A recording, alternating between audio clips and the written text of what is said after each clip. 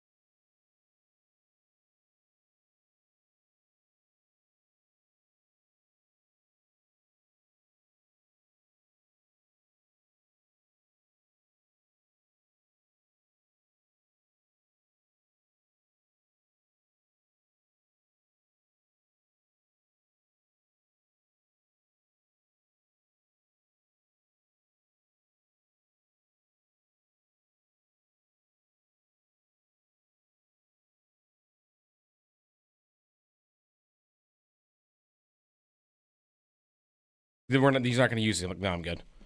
I'm okay. Not even in an arcade. They're like, throw me your car. I'm like, I don't have coins in my car. What do you need coins in my car for? In case I run into a toll with change? Sure. Where are those? They don't have those anymore.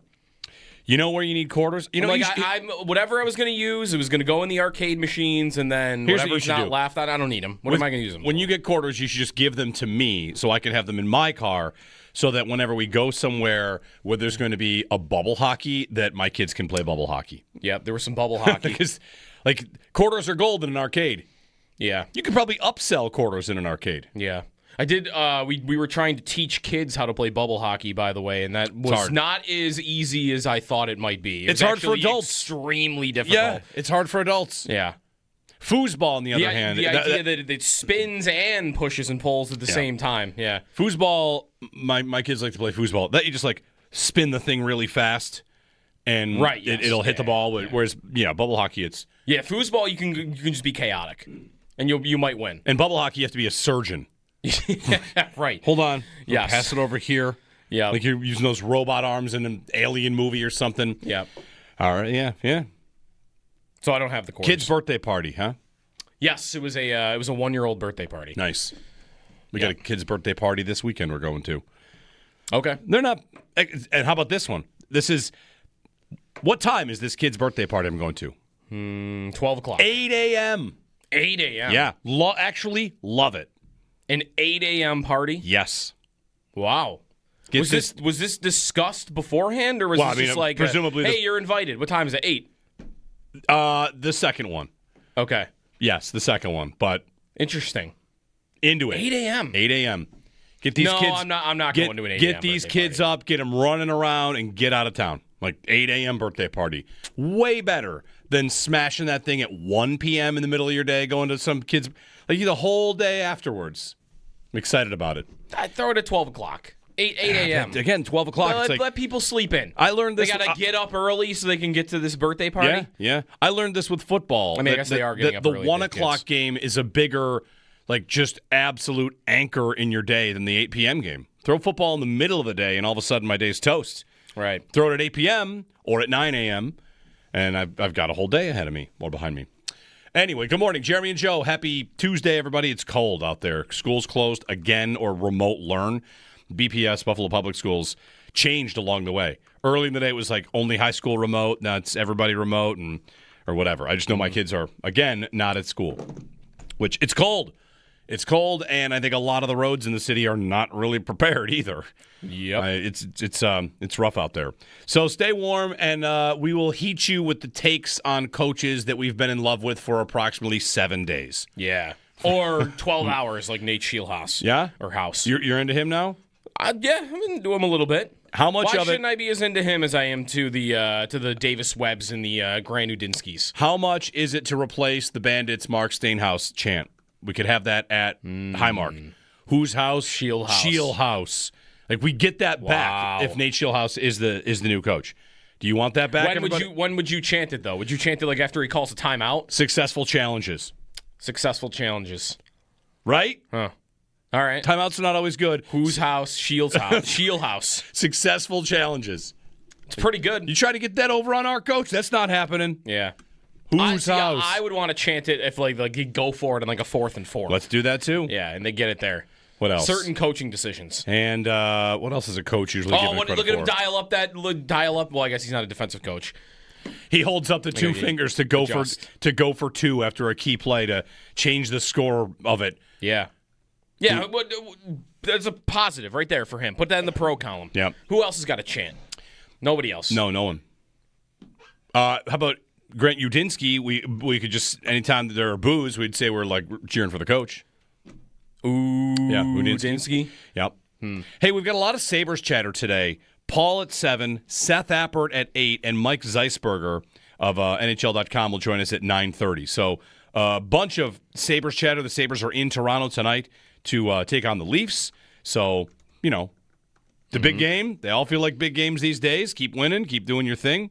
And that's exciting. So, Sabres all over the place. At 8:30, we'll talk with Matthew Coller of PurpleInsider.com and the Purple Insider podcast, former morning show producer who now is basically like the voice in Minnesota on the Vikings on the podcasting side. Does great work covering the Vikings and will tell us everything we need to know about Grant Udinsky and his time in Minnesota working under Kevin O'Connell. He was the first person I texted to ask about Udinsky when it came up, and he said basically that he was Kevin O'Connell's secret weapon.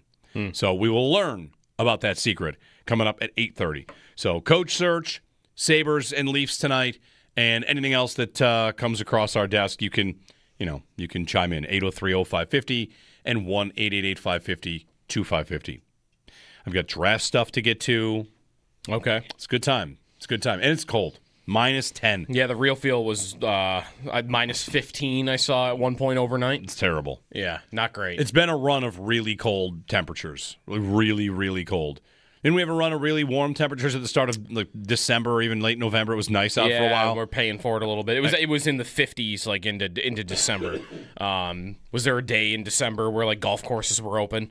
Yeah, maybe. Like, it got to that point. So, yeah, we're paying for it on the other side a little bit. And the end is not in sight. It's going to be cold for like the week. I'm looking at the schedule and thinking like, all right, school's going to be walking to the arena during a home game this week is probably going to be really cold. We were downtown last Thursday night. They're at home. We were downtown Friday this past weekend. Yeah, and walking downtown down Main Street in the wind tunnel that Main Street is, I thought I was going to need facial surgery. Yeah, it was rough, but not going to get the least bit warm until the lows for the 10-day forecast are all single digits. Yep. So, anyway. So, on the Bills coaching search, you want to do some piecing together of multiple reports? Yeah, sure. I think Kubiak is really fading hard. Is he not?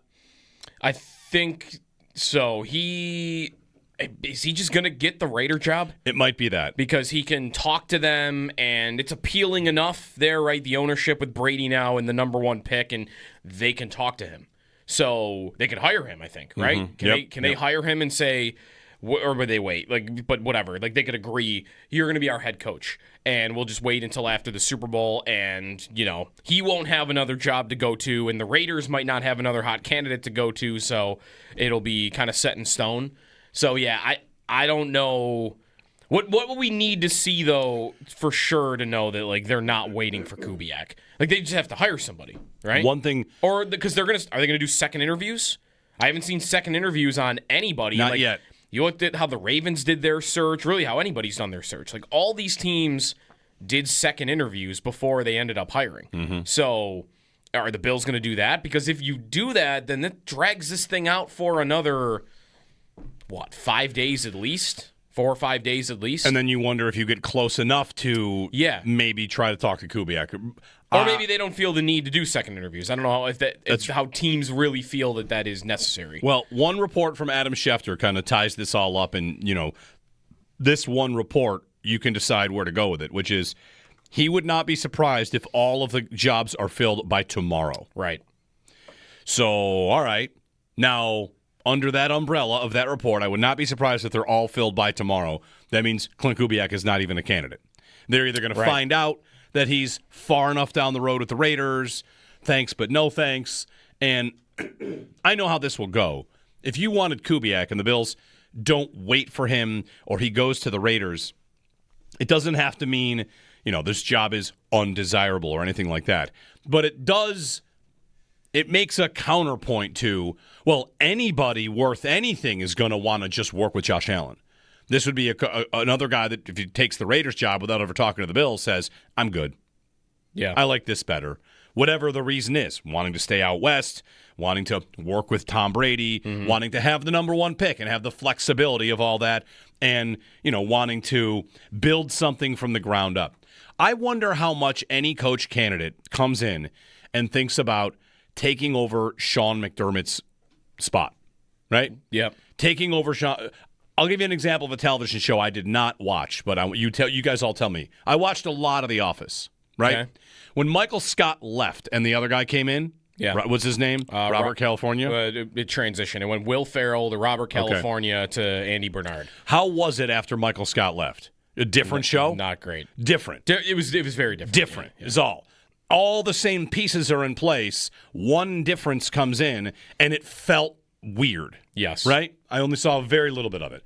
Again, that's a fictional show. But I wonder, Joe Brady maybe doesn't feel this way. He's been in this culture and in this room.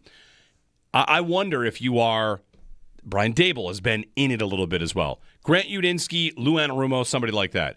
You'd say, I'm just kind of walking in as the new guy.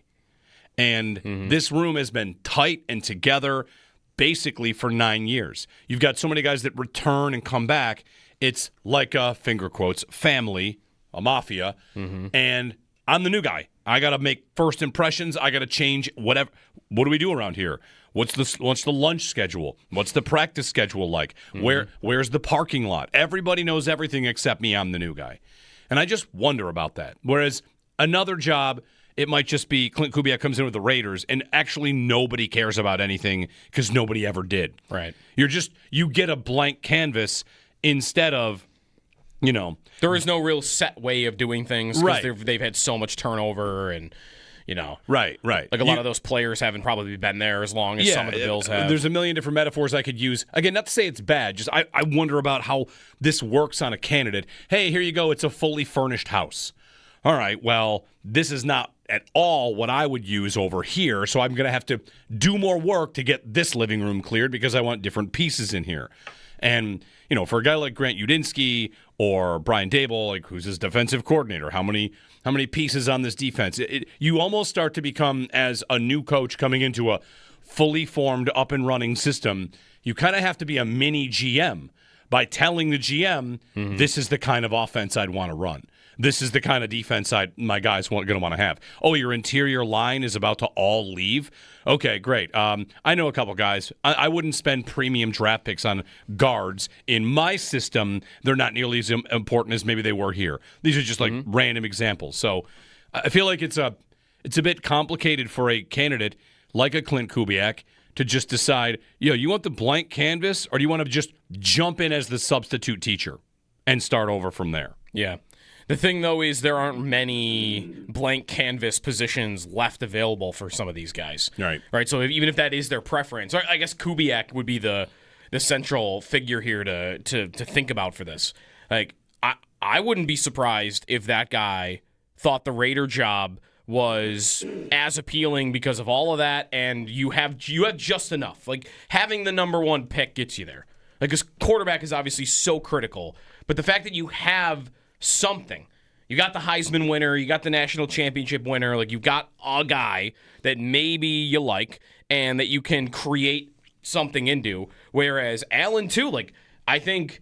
Like, we've talked about, like, battling for how Allen plays the position, and do you want to let him loose and uncork him? Do you want to keep him in check? And, like, sometimes that's a struggle. Like, that could be a fight. Yep. And I wonder what a candidate thinks of what they would do in that situation. Because you got to get Allen, well, I guess you kind of got to get him to do what you want, right? Or else, what are you even really doing here? Especially if you're a play caller, an offensive guy. So I don't know, like, I'm with you in thinking that Kubiak just doesn't feel like it's in the cards right now. Timeline. I don't really hate that. Like, I thought he was super impressive in the NFC Championship, and I think he was deserving to be one of the top candidates. But isn't it a little weird that he's bounced around so much? Like, he's been on 5 different teams in 5 years. And that's been under good coaches, right? He's been under Peyton. He's been under O'Connell. He's been under this year Mike McDonald. He's been under Shanahan. But like I don't know, like some of these other guys that like I've been under. Did coaches he worked for get fired? Like that's one reason to bounce. You get moved. Everybody brings in their own people. I don't know that he got bounced. I mean, wasn't New Orleans coach got fired? New Orleans was that. So there's one. But the Niners weren't that, and I don't think Denver or Minnesota were that, right? Am I a year off on when O'Connell got there? 2021 is when Kubiak was in Minnesota, and O'Connell was there in 2022. Okay, so I guess someone did get fired. Okay, so there you go. Minnesota, somebody got fired. In Denver, did somebody get fired? 2022. He's 2022. Is that under Sean Payton or under the guy right before Sean Payton? That would be Nathaniel Hackett. Okay. So we're now down to 3 of the 4 moves are somebody got fired. So yeah. Wait, is he? Yeah, that's right. Is he bad luck now? The Niners, he was their passing game coordinator, and he went to the Saints for a raise. And to call plays, probably. That's right. Yeah, like you might say that he's bounced around. It's not obviously incorrect, but maybe it's just because he continues to find landing spots when his teams don't have good seasons. Yep. Which I think would be a sign of like respect or friends. It's a sign of having friends. And now he lands in Seattle, and no one's going to get fired, and he's going to be the one that probably gets hired. Yeah. So he would be one of those top guys for sure, but I don't know that he is such a good candidate that I gotta wait and I gotta maybe give up on. Like I like the more and more I hear about some of these guys that don't have as much experience. Like, Shieldhouse to me is really interesting. I don't know how serious a candidate he is for the Bills, but reading about how he learned to call plays at Iowa State under Matt Campbell, and he did that in college football for a couple of years, and then all the stuff that he's done. And we had some Hard Knocks, I think, video from the Rams over the last 2 years to kind of get a look at him and what he did under McVay. Like, that guy, like Udinsky, and like what you hear about Webb, like that guy just comes off as super impressive. Like and everyone off that tree, almost everyone off that tree does really well for themselves. Mm-hmm. So, like I think I'm at a place now. I just want the guys that have hung out with Shanahan and McVay the longest. That's it. Who spent the most time around those two? And I think I've got a guy in Shieldhouse here that's maybe done it more than anybody you can get. Does Kevin O'Connell count? If you hang out with Kevin O'Connell and Liam Cohen, it's pretty good too. Because that's Udinsky. It might be tier 2.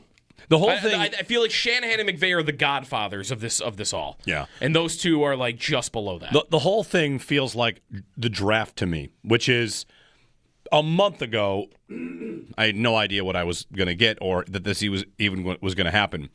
And then here it is draft night. You're on the clock, and it's, oh, man, if they don't take this receiver, I'm going to lose my mind. Like, I didn't know who this person was a month ago. Yeah. And now, if they don't take Omar Cooper Jr., I'll never recover, right? Mm-hmm. Which we fall in love with these ideas. And Omar Cooper, by the way. If you watched Indiana during the playoffs, that guy is electric. I'm ready. He's really good. I'm ready to start talking about some of them, yeah. Carnell Tate. I've been Carnell Tate pilled. Mm-hmm. I'm ready for that. Carnell Tate, Matt Waldman flat out said he does not believe his name is Carnell Tate. He thinks his name is Justin Jefferson, and he's hiding in Ohio State playing for the Buckeyes. That's Matt Waldman, who is not prone to hyperbole. Rookie scouting portfolio. Yeah, you tell me, like, I don't believe it's Carnell Tate. I think it's actually Justin Jefferson playing for the Buckeyes. All right, let's draft that guy. Anyway, 803-0550 if you want to jump in. But back to the draft point, all I was going to get at was if we get all excited about all these new flashy ideas and then they just like Joe Brady, it doesn't mean it has to fail. It's just going to feel like you are watching the highlights of that flashy receiver or that dominating defensive end in your mind, and they're like, guard. You're like, oh, all right, well, that position matters too, and that can be a good one, but it just doesn't feel the same way. We all want change now that they're going to have change. Like, if you didn't want McDermott fired, that's fine. They fired him. And your answer to that would then be like, all right, well, let's see what change there is. And if they bring back Brady and Babbage, just like everybody's back, that's not going to feel like a lot of change. It's going to feel like a lot of the same, and we'd have to wait to see. So, it's how it works. With all sports, you want to believe, you want to have hope that things are going to go to another level, and I think I am as guilty as anyone, you as well. Like, Udinsky, all of a sudden there's buzz for Udinsky, and I find myself like, oh, man, where can I get more? Somebody's got to know something. Pelissero, come on, give it to me. Yeah. Give me something else. Tell me it's Udinsky, which he's a 30-year-old that I would be stunned. I'd be stunned if they turned it over to him. I mean, most of the guys they would hire would be under 40, right? Right. Kubiak would be 38. Shieldhouse would be 35. Udinsky's 30. Davis Webb's 30. Joe Brady is still under 40, right? Yep. Like, the odds that they hire a 30-something-year-old coach are really, really strong. Yep. And McDermott would have been the youngest coach they'd ever hired. I think he might have been in his 40s when that happened. Okay. Like, the guy they hire will probably be the youngest coach in Bills history, I'd imagine. Unless they hire Lou Anarumo. Who's 59? He'll be 60 by the time the season starts. 803-0550 and 1-888-550-2550. We'll get to calls here. I'm just going to keep saying this a million times because I got to figure out how they would do it with a guy like Udinsky. He, finger quotes, doesn't call plays. When will he? If he stays with Liam Cohen, he won't. Unless they decide to just give it to him to keep him. Mm-hmm. In which case, I would say, if you have Liam Cohen and you're willing to give over play calling just to keep this guy, like Liam Cohen would be willing to make him a first-time play caller, but you wouldn't? Mm-hmm. I don't even know if that's how it would work, but eventually he's got to find a way to call plays. Mark and Cheektowaga. Hey, Mark. Good morning, guys. I'm listening intently to what you're talking about, and I know I'm intrigued by the young coaches. But honestly, I look at all the candidates, and the best fit to me is Daboll because it's a lot of stuff that we know about him and his chemistry with Josh, and the possibility of them bringing in Davis Webb, who went to the Giants with Daboll as the offensive coordinator. That's the dream team for me right now. And the uncertainty of Udinsky or Shieldhouse or all these other guys, I think Daboll trumps that. So that's where I'm hoping for, and hopefully that's where the Bills are looking at. Thanks, Mark. The thing about, when Brian Daboll got fired, I was among those who came on immediately and said, hire him as a consultant. Hire him as the OC. I would have made the move, just to get him in the building. Deep ball consultant. Right, but it would have been maybe, politically interesting within the building. Brady and Daboll working together like that seems weird. The only thing I'll take exception with is dream team. And it's for a very specific reason. I almost want to say there is no dream team in this hiring cycle. That's probably right. Right? Like, okay, so then who's the dream team of the candidates? And I'm not trying to be the guy that says, like, oh, sorry, there's nobody that's a good idea. There have been hiring cycles where there have been guys that have been thought of as better or as, holy cow, everyone's knocking down their doors to get to Ben Johnson. I don't know if Liam Cohen would have rated like this, but he came with, I think, a little bit more than most of these guys, right? He's Daboll before the Giants was Liam Cohen. Really good play caller, got Baker Mayfield to his best of his career. That's taking a good quarterback to the next level. He'd had a lot of stuff on the resume that looked pretty good, and that's Daboll before the Giants. I guess it comes down to how much do you want the Giants to matter for what Brian Daboll did. Yeah. There's some good. There's plenty of bad. There's probably plenty to explain why it happened. Yeah. But I bet the Bills are worried, a little bit nervous about temperament. And there's a Mitch Morse quote from his podcast with Dawson Knox. We'll grab this for you, which is Morse talking about Daboll, the kind of leader he is, the kind of guy that he is, in a complimentary way. But I feel like Morse's comment is a little bit of a, I don't know about a head coach kind of comment. Yeah. So, I mean, what Bean said at the press conference last week when asked about having a play caller for that position, I mean, he did say it matters, but that you need to be a CEO type, and it's more than just the play calling element of it. I would expect that would do damage to Daboll's candidacy, while I like the idea of Daboll because of the proven nature of him as a play caller. And that is the only thing holding me back at all from Udinsky, Davis Webb, even Shieldhouse a little bit because he had only done it in college. And that can work, but the appeal to me of replacing Sean McDermott is to get the continuity of a great play caller for the rest of Josh Allen's career.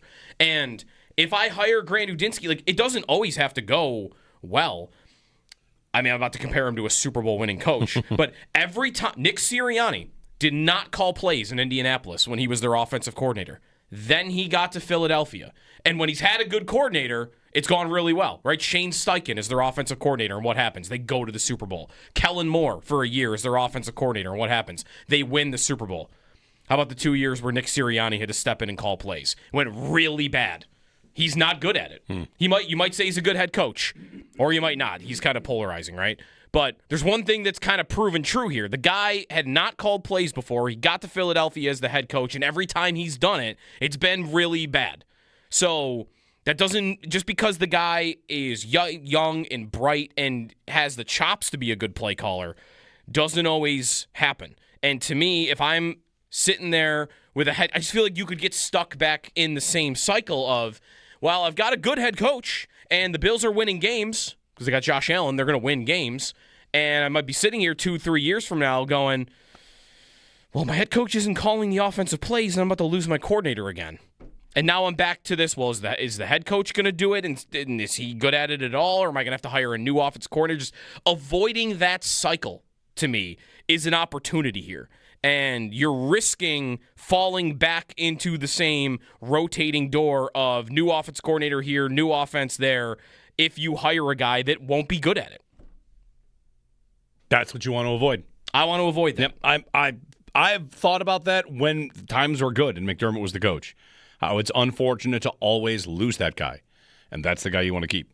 803-0550. If you have a thought on this, you can join us. 1-888-550-2550. The latest on the coaching search. Plenty of Sabres today. Sabres and Leafs. Always a good night for Sabres and Leafs. From Toronto tonight, which is juicy. The Leafs, I saw, is it time to talk about selling? Oh, wow. And knowing what they are. Are they going to trade Willie Nylander because he flipped off a TV camera? Time to talk. He got fined for that. He got fined. I saw. Let it go. Who cares? I read the press release. It's like, William Nylander has been fined $5,000, the maximum allowable under the CBA for. And I expected, I punch it again, flip for inappropriate gesture from the press box. Like, oh. Yeah. That's new. That's in the CBA? Yep. Inappropriate gestures in the press box? I guess so. That's new. All right. Jeremy and Joe, you can give us a ring. 803-0550. Sabres tonight. Sabres and Leafs. Lots on that. Paul Hamilton, Seth Appert, Mike Zisberger, Matthew Coller. I'm Grant Udinsky. Your calls in the meantime on what you want, what your vibe is. It's Jeremy and Joe on WGR.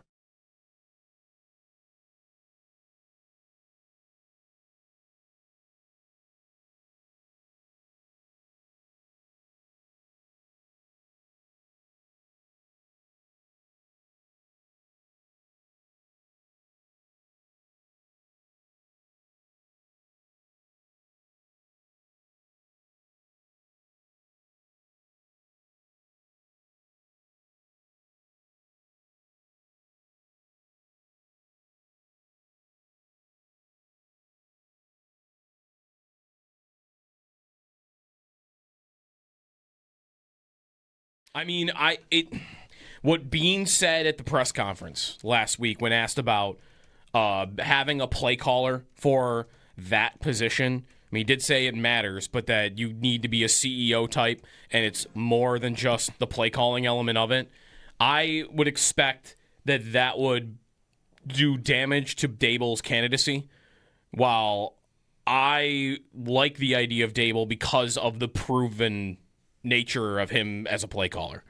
And that is the only thing holding me back at all from Udinsky, Davis Webb, even Shieldhouse a little bit because he had only done it in college. And that can work, but the appeal to me of replacing Sean McDermott is to get the continuity of a great play caller for the rest of Josh Allen's career. And if I hire Grant Udinsky, like, it doesn't always have to go well. I mean, I'm about to compare him to a Super Bowl winning coach, but every time Nick Sirianni did not call plays in Indianapolis when he was their offensive coordinator. Then he got to Philadelphia. And when he's had a good coordinator, it's gone really well, right? Shane Steichen is their offensive coordinator, and what happens? They go to the Super Bowl. Kellen Moore, for a year, is their offensive coordinator, and what happens? They win the Super Bowl. How about the 2 years where Nick Sirianni had to step in and call plays? It went really bad. He's not good at it. You might say he's a good head coach, or you might not. He's kind of polarizing, right?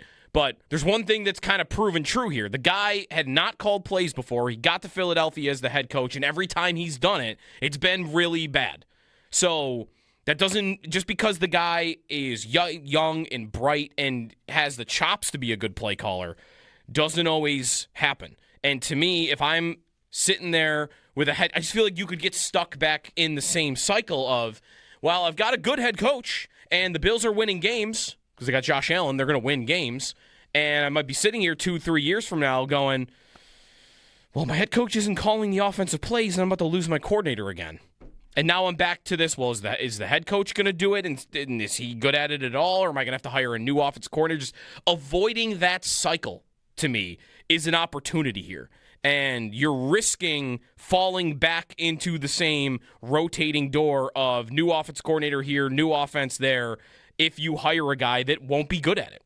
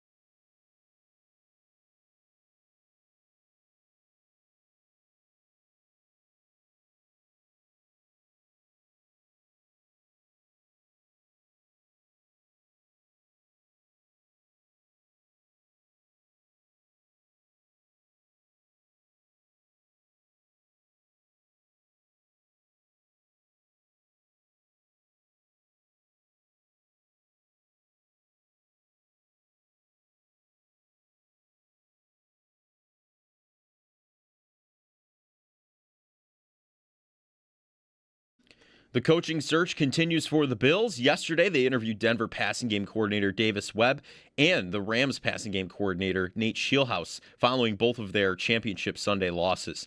They add to the list of Joe Brady, Brian Dable, Lou Anarumo, Grant Udinsky, Anthony Weaver, and Anthony Lynn, who are still in the running.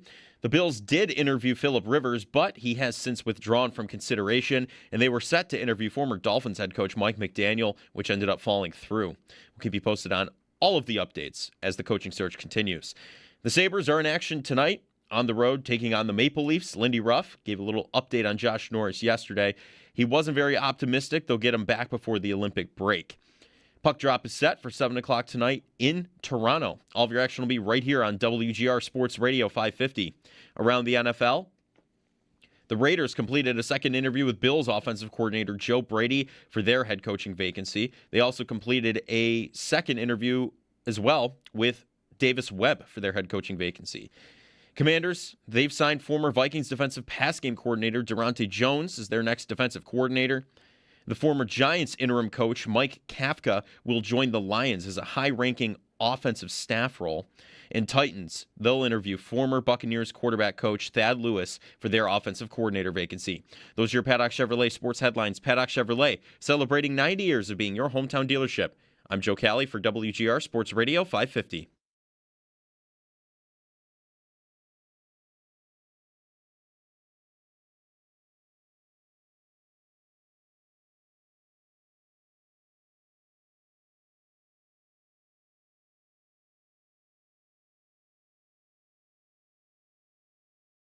I would think that we would have all these head coaching jobs filled this week, probably sooner rather than later. I wouldn't be surprised if by Wednesday there are no openings left at this point in time.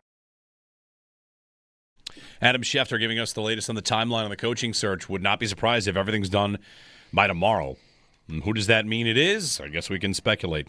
Sabres and Leafs tonight. One quick thing on life as the Sabres right now. 3-point games on the out-of-town scoreboard are not as bad, and I'll explain really quickly. So last night, the games that you'd be watching for the Sabres to make the playoffs and get a spot, you'd care about what the Bruins do, you'd care about the Islanders and the Flyers maybe. Yeah, you would prefer, one of those two teams getting 2 points in regulation would be the best. And I guess if you had to pick, you'd rather the Islanders because they're ahead. And they did. The Islanders beat the Flyers 4-0. Yep. And Rangers-Bruins ends up being a 3-point game. But since you're not trying to jump 5 teams, you don't care. And the Rangers are in last. The Rangers are in last. You don't have to. They are. What are the Rangers? The Rangers are 13 points back of you. Like, you can root for them if they're playing a team. If you get a Washington-New Jersey game, those are two teams that are 6 and 7 points behind you. Yeah. The 3-point game doesn't hurt nearly as much as when you're tied with those two teams. Right. So there actually is, like, if you're watching last night and Boston gets 1 point. And you know how it is. It's like any other sport. When you have the lead, you can kind of operate differently because Boston getting a point is running out of time. Like, how many games are left? 1 point. Good. That's a point they can't get ever again. So they also had a lead with 7 minutes to go. Perfect. They ended up losing it. Even better. A squandered point. So the Sabres have 63, and they're 6 points up on the Leafs. And as I mentioned going to the break, the Leafs, I've seen a little bit of chatter about should they accept their fate and sell. And if you go and win tonight and go 8 points clear of the Leafs in third, that'll be pretty good. Pretty good. Yeah, right now, there are games in hand on both Boston and Montreal. And then, really, other than Florida, I don't realistically see anybody else putting together a run that would make up that amount of ground with the Sabres if the Sabres don't implode. If they keep playing well, and they don't even have to play at the pace they've been on the last month. The pace they've been at the last month has been, best in the NHL or one of the best in the NHL. But if they're just winning, they're going 6-3-1 every 10 games the rest of the way. I don't think there is anybody close enough other than Florida that would be capable of catching them. It would be really hard for them to miss the playoffs if they just go 6-3-1, I think, the rest of the season. I heard yesterday Sal had Brian Koziel on, asked the question, if the playoffs started today, who starts game 1 in net? Yeah, we talked about that a little bit at this party on the weekend, too. It's going to be a fun debate if we get there.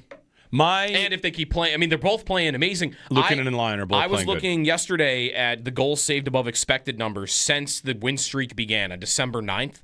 So it's like a month and a half of data at that point. And if you do it by 60 minutes, like you do the rate of it, Lyon's the third best goalie in the NHL in that stretch. Luukkonen's the ninth best goalie in the NHL. And Ellis is the 18th best goalie in the NHL. Out of like 80 goaltenders, you have 3 of the top 20, just in that one number. And Lyon and Luukkonen, of course, their totals are a lot higher because they've played more. But I have no idea who you would start if the playoffs started tomorrow. I think you would start. I mean, Lyon has not lost a game in 2 months. Right. I kind of had to be reminded of that because my first thought was like, you play Luukkonen. That was my first thought, but I'm not going to defend it too hard. They really have got. I was talking to my dad about this. He's been on like Luukkonen's their guy now. Luukkonen's their guy now, and he said to me last night like, I think I jumped the gun. They've got. I mean, Lyon doesn't lose. Lyon doesn't lose, and he looks really good in the net, and Luukkonen does too. It's really it's a testament to the way that they play now more than anything to me. Like they play really predictably for their goaltender, which is a massive deal for Here's like the big picture question, I think, on goalie for the Sabres, if you want this, and we'll get to a call here on the Bills coach search in a minute. Would Jarmo look at this and say, perfect, one of these guys is a perfect number 2? Yes.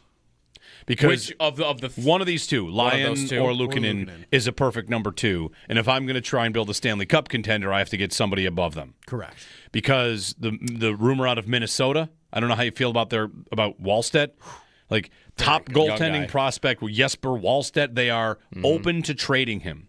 I mean, that's he's exciting. Really good. Yeah. He's really talented. They want a top 6 center. You've got some extras. You have extras. That's the kind of thing where if Norris were healthy, you might have someone that you'd say like shoot Kulich over there and what's up? I mean, he's got to be. They view him as a top. He has 17 goals in his NHL career. Right. I know. I mean, one of the other guys that they they think highly of Kulich, and I think still do are waiting for him to come back. But that's where, for me, like on the Sabres moving forward, Jarmo opens doors of. Listen to me with this. Opens doors of belief. Like I think I can think maybe he'll make a proactive trade. I know Kevin Adams made some trades down, over the course of his last few years, and they worked out really well, but they all felt late. They all felt like they had to happen.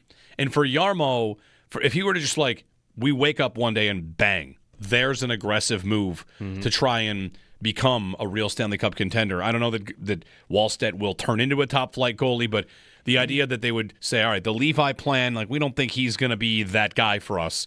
Who will? Right. And you start the process of growing and building a guy like that. Like, I'm curious about it. I've been thinking about that position as an upgrade spot since they got good. Like they are getting great results there, but I still don't know that I want to trust Luukkonen as some sort of 5-year plan. And Lyon certainly isn't that because of his age. And Ellis, I'm up in the air, but leaning towards I don't know about that being a plan for now. You trade for Wallstedt, he can start 50 games for you next year. And be, I think, probably very good. He looks really good. Long term, I like that. It definitely is worth mentioning, though, that the 3-goalie problem has become a 3-goalie strength. Like they have all 3 of them have dealt with injuries this year. Luukkonen had injuries at the beginning of the year. Lyons had 2 injuries over the course of the season. Ellis had a concussion that he was out for maybe longer than he probably needed to be because he was on IR. Right. But you got 3 guys that all have had injury problems, and all 3 have been giving you good hockey in the last month and a half. Right. Like at the moment, I'm in no rush to get rid of any of them. Like all year it was, which one are they going to dump? Which one are they going to get rid of? They got to make this roster spot. And right now, I'd say I'm cool unless they do that. They do that, then I don't need them because then I've just got a good 1-2. But if they don't make a goalie trade, I'm good just hanging out and watching them have 3 goalies the rest of the year. I agree. I think you don't rock that boat now unless you have an upgrade to make. And I think, if there's an upgrade to be made, I pull the trigger on that because that to me. You get a guy that can now start stealing you games. Like I don't know how many games have their goalies stolen for them in this stretch. I don't know that we've seen a lot of. I would say the goalie stole a point against the Wild. I agree with that. Luukkonen was really good there. But I don't know that there's been any dominating, not really anything to point to in terms of this guy took over and won us this game. They do have a bunch of wins with 15 shots. Right. That's right. They do. But you're talking about they have 15 shots? The Sabres. Yeah, they have a bunch of wins when they shoot the puck 15 times. That kind of feels like it's not, for the long haul. That is true, but I wrote in my last five, the way they're scoring those goals makes me think that it is. Yeah. It's all right in front of the net, Benson just in front of the net getting his third whack on a puck. That is all very sustainable offense that if they infuse that with the guys that they have Tage Thompson who can just go down the wing and rip a goal in, their offense rate that they're scoring at right now I think is sustainable no matter how many shots they have because they're so efficient. And so I think that's a big deal. But they like I said, you get a guy that starts to steal you a couple games and you're in a different place. Now you're talking about winning playoff series. You're going to play better teams every night. Yeah, exciting. Right. Rich in Orchard Park before the break. Hey, Rich, good morning. Hey, morning. Thanks for taking my call. Sure. This is kind of in line with the point you were saying about what you felt about Dayball with what he did with the Giants, and I would love to credit the source, but I saw something online yesterday that kind of shocked me, is it's not just what he did after, it's how little he did before. He was the offensive coordinator for Miami, where he had a bottom 10 offense, and then he was the offensive coordinator for Kansas City, where he had a bottom 10 offense. And he goes and becomes a tight end coach, and he goes to Alabama, and the tight end coach, he was under Belichick. We know who's running the show there. And in Alabama, it's obviously Saban's running the show there. He comes here and has a bottom 10 offense for a couple of years before Josh Allen takes his big surge, and then we have a top 10 offense. And after he leaves, the Bills became a top 5 offense. So I became a lot less impressed with the good times that he had here. And another point would be, they know who they're sitting across the table from when they're interviewing him. They know what his resume is, and they know him as a person. They're not guessing. I would think that if they really wanted him, they probably would have made the move by now. Maybe. They might have him as a leader, as a candidate, and want to see all the others. I was a bit surprised. Thanks, Rich. I was a bit surprised, Rich, to see Shieldhouse added to the list this late. When the teams that won, and that's New England and Seattle, I thought, okay, they're going to add Davis Webb. And we had talked about the Rams passing game coordinator, Shieldhouse, a few times. But I guess I thought that wasn't going to happen. And sure enough, bang, there it is. He's now in on it as well. So, open search. It was the first day they could talk to him. That's right. But I just had thought, maybe that won't happen. They've already done so many interviews. It's been so deep in this process. And I feel like they're going to land where they're going to land, but I was happy to see him added to it. The point about Daboll is not it's not incorrect. What you lay out there is compelling. I would just say who were his quarterbacks? I know. And the reality is, this is, if you had someone that could only succeed with Josh Allen, and doesn't succeed with others, that does not disqualify him. You really are looking for Josh Allen's running mate. And the job of the offensive coordinator or the head coach, especially if you hire an offensive side of the ball head coach, the entire job is not what have you done with others, it's what have you done with Josh Allen. That's the job. And for Udinsky or Clint Kubiak, you might be a great offensive mind and do all this, but now you're running Josh's offense. How's it look? It doesn't look good. Well, that's all that matters. Yeah, and I'd want to defend. The quarterback point's right about Daboll. I'd want to defend his resume around the Bills a little bit. The Alabama point. Saban used to always just turn his offense over to whoever. He always hired a high-profile coordinator that could just take Bill over. O'Brien. Bill O'Brien, Steve Sarkisian, Brian Daboll, Lane Kiffin. Yeah. He hires guys that can just run the offense themselves. And when he was in New York, he got one good year out of Daniel Jones, and if you want to blame him for not getting a good year out of him the other 2 years, then fine. But I still don't think Daniel Jones is a great quarterback, so whatever.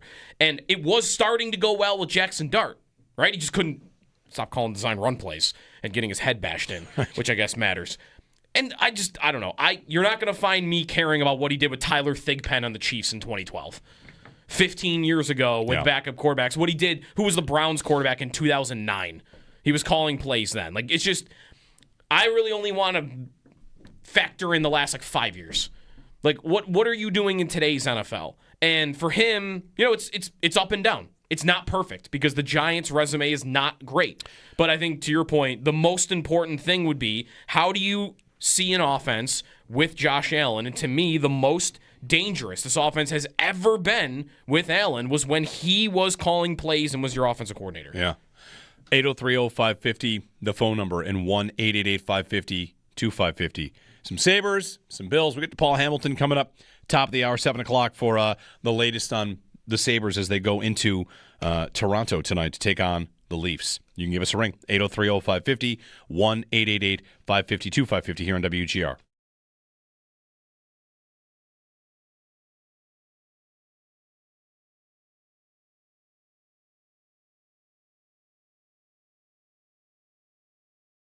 I wonder how much any coach candidate comes in and thinks about taking over Sean McDermott's spot, right? Yep. Taking over Sean. I'll give you an example of a television show I did not watch, but you guys all tell me. I watched a lot of The Office, right? Okay. When Michael Scott left and the other guy came in, what's his name? Robert California? It transitioned. It went Will Ferrell to Robert California to Andy Bernard. How was it after Michael Scott left? A different show? Not great. Different. It was very different. Different is all. All the same pieces are in place. One difference comes in, and it felt weird. Yes. Right? I only saw very little bit of it. Again, that's a fictional show. But I wonder, like Joe Brady maybe doesn't feel this way. He's been in this culture and in this room. I wonder if you are, Brian Daboll has been in it a little bit as well. Grant Udinsky, Lou Anarumo, somebody like that. You'd say, I'm just kind of walking in as the new guy. And this room has been tight and together basically for 9 years. You've got so many guys that return and come back. It's like a, finger quotes, family, a mafia. And I'm the new guy. I got to make first impressions. I got to change whatever. What do we do around here? What's the lunch schedule? What's the practice schedule like? Where's the parking lot? Everybody knows everything except me. I'm the new guy. And I just wonder about that. Whereas another job, it might just be Clint Kubiak comes in with the Raiders, and actually nobody cares about anything because nobody ever did. Right. You get a blank canvas instead of, There is no real set way of doing things because they've had so much turnover and, Right. Like a lot of those players haven't probably been there as long as some of the Bills have. There's a million different metaphors I could use. Again, not to say it's bad. Just I wonder about how this works on a candidate. Hey, here you go. It's a fully furnished house. All right, well, this is not at all what I would use over here, so I'm going to have to do more work to get this living room cleared because I want different pieces in here. And, for a guy like Grant Udinsky or Brian Daboll, like who's his defensive coordinator, how many pieces on this defense? You almost start to become, as a new coach coming into a fully formed, up and running system, you kind of have to be a mini GM by telling the GM, this is the kind of offense I'd want to run. This is the kind of defense my guys going to want to have. Oh, your interior line is about to all leave? Okay, great. I know a couple guys. I wouldn't spend premium draft picks on guards. In my system, they're not nearly as important as maybe they were here. These are just like random examples. So I feel like it's a bit complicated for a candidate like a Clint Kubiak to just decide, you want the blank canvas or do you want to just jump in as the substitute teacher and start over from there?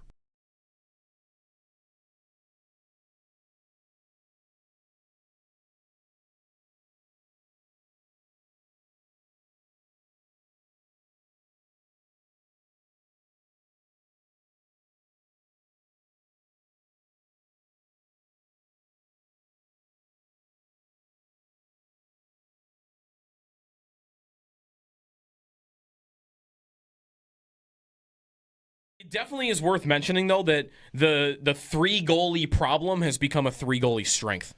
Like they have all three of them have dealt with injuries this year. Luukkonen had injuries at the beginning of the year. Lions had 2 injuries over the course of the season. Ellis had a concussion that he was out for maybe longer than he probably needed to be because he was on IR. Right. But you got 3 guys that all have had injury problems, and all 3 have been giving you good hockey in the last month and a half. Right. Like at the moment, I'm in no rush to get rid of any of them. Like, all year it was, which one are they going to dump? Which one are they going to get rid of? They got to make this roster spot. And right now, I'd say I'm cool unless they do that. They do that, then I don't need them because then I've just got a good 1-2. But if they don't make a goalie trade, I'm good just hanging out and watching them have 3 goalies the rest of the year. I agree. I think you don't rock that boat now unless you have an upgrade to make. And I think, if there's an upgrade to be made, I pull the trigger on that.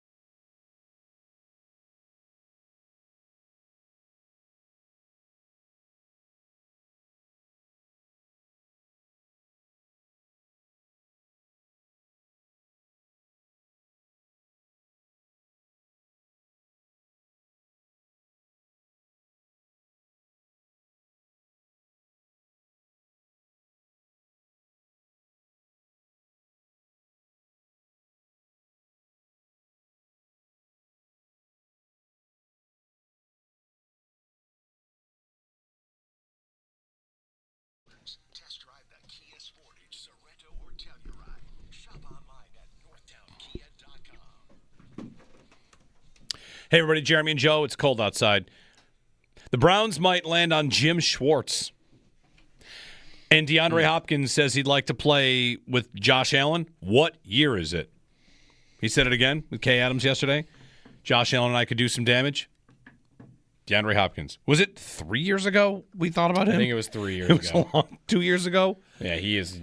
It cold. was, where did he go? He went to the Chiefs, didn't he? That's right. That's right. No, wait, no, he didn't. He went to Baltimore? Before that, he went to he went to the Titans. Okay, but he went to Yeah. the Chiefs. And then the Titans.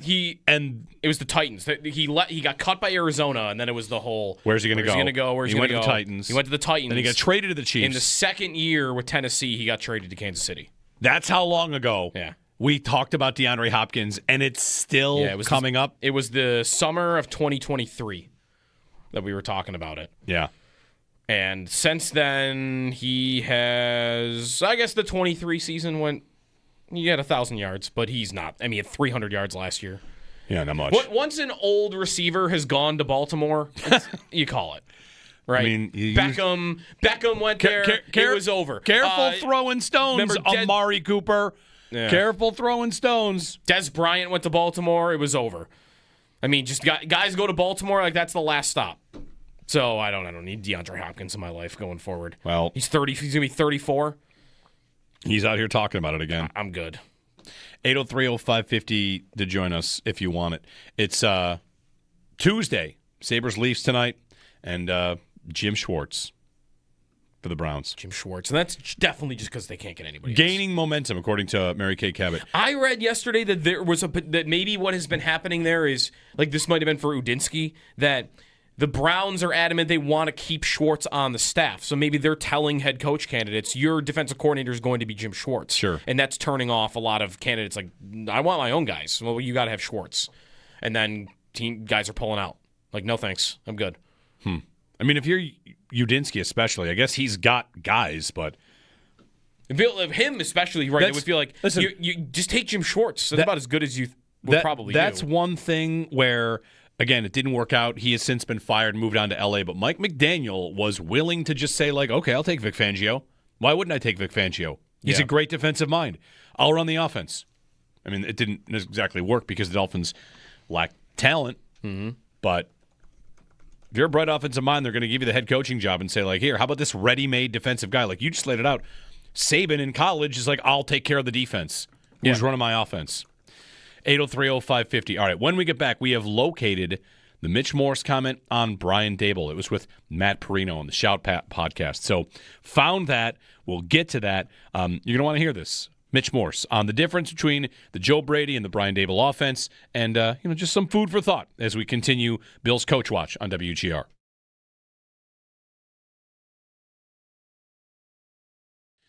Would Yarmo look at this and say, perfect, one of these guys is a perfect number 2? Yes. Because Which of the one of these two, Lyon those two. or Luukkonen, is a perfect number 2. And if I'm going to try and build a Stanley Cup contender, I have to get somebody above them. Correct.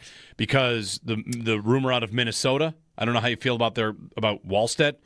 Like, top goaltending prospect Jesper Wallstedt, they are open to trading him. I mean, that's he's exciting. Really good. Yeah. He's really talented. They want a top 6 center. You've got some extras. You of have those. extras. That's the kind of thing where if Norris were healthy, you might have someone that you'd say, like, shoot Kulik over there and what's up? I mean, he's Would got to they be. view him as a top? He has 17 goals in his NHL career. Right. I know. I mean, one of the other guys that they they think highly of Kulik, and I think still do are waiting for him to come back. But that's where, for me, like on the Sabres moving forward, Jarmo opens doors of.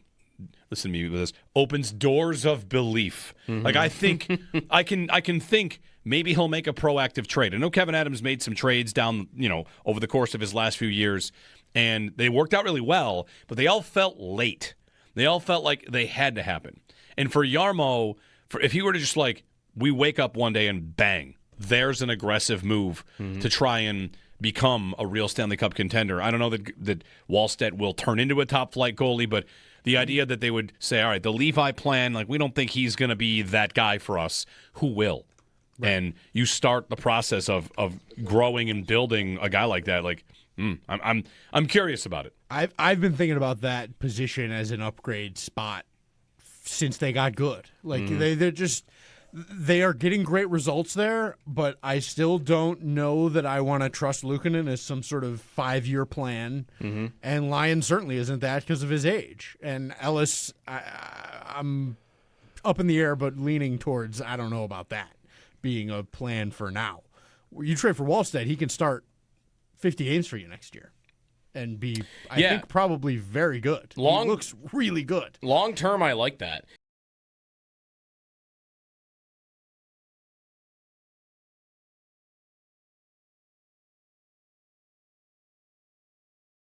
I mean, what Bean said at the press conference last week when asked about having a play caller for that position, I mean, he did say it matters, but that you need to be a CEO type, and it's more than just the play calling element of it.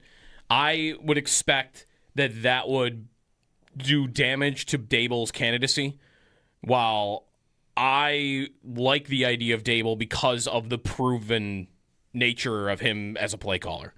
And that is the only thing holding me back at all from Udinsky, Davis Webb, even Shieldhouse a little bit because he had only done it in college. And that can work, but the appeal to me of replacing Sean McDermott is to get the continuity of a great play caller for the rest of Josh Allen's career.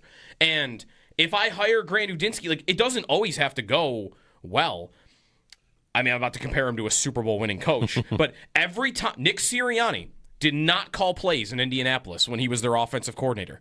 Then he got to Philadelphia. And when he's had a good coordinator, it's gone really well, right? Shane Steichen is their offensive coordinator, and what happens? They go to the Super Bowl. Kellen Moore, for a year, is their offensive coordinator, and what happens? They win the Super Bowl. How about the 2 years where Nick Sirianni had to step in and call plays? It went really bad. He's not good at it. You might say he's a good head coach, or you might not. He's kind of polarizing, right? But there's one thing that's kind of proven true here. The guy had not called plays before. He got to Philadelphia as the head coach, and every time he's done it, it's been really bad. So that doesn't, just because the guy is young and bright and has the chops to be a good play caller, doesn't always happen. And to me, if I'm sitting there with a head, I just feel like you could get stuck back in the same cycle of, well, I've got a good head coach, and the Bills are winning games because they got Josh Allen. They're going to win games. And I might be sitting here 2-3 years from now going, well, my head coach isn't calling the offensive plays, and I'm about to lose my coordinator again.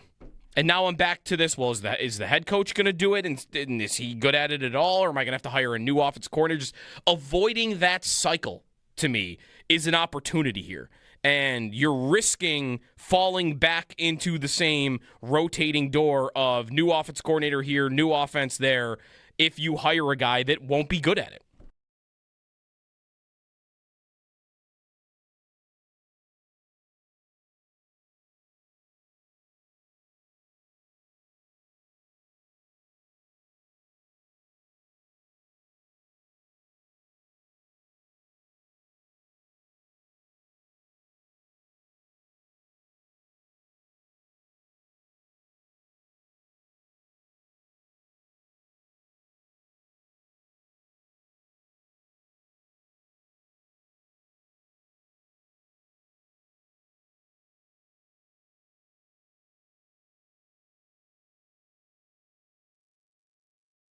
The coaching search continues for the Bills. Yesterday, they interviewed Denver passing game coordinator Davis Webb and the Rams passing game coordinator Nate Scheelhaase following both of their AFC and NFC championship losses.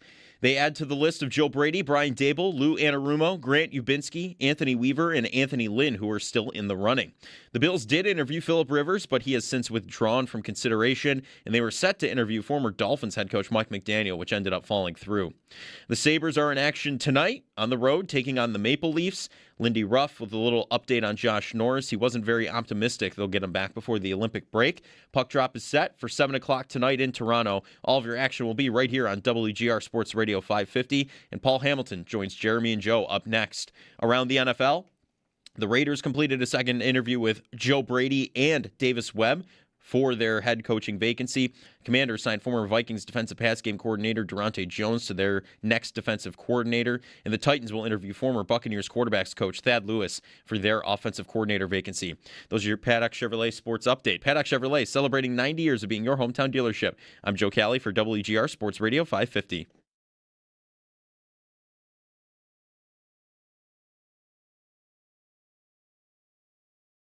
With two different kind of, like you said, personalities at the helm. Brian Daboll is an interesting bird, to say the least. It's feast or famine. He's an exceptional personality, an exceptional mind, prone to going through different emotional swings that sometimes would manifest in very interesting ways. Former Bills center Mitch Morse speaking with Matt Perino on the Shout podcast. I've been told of that comment from Morse and had been trying to find it, and it was our buddy Matt Perino. So just food for thought. Food for thought. Manifests itself in interesting ways. He's an interesting bird, to say the least, right? And Morse there went on to talk about the difference between Brady and Daboll, how, you got one that's very emotional. Brady's much more even keel. He even talked about Ken Dorsey in there, and it was interesting to hear how he thought the Bills back in the Daboll days were really dynamic, but couldn't run the ball.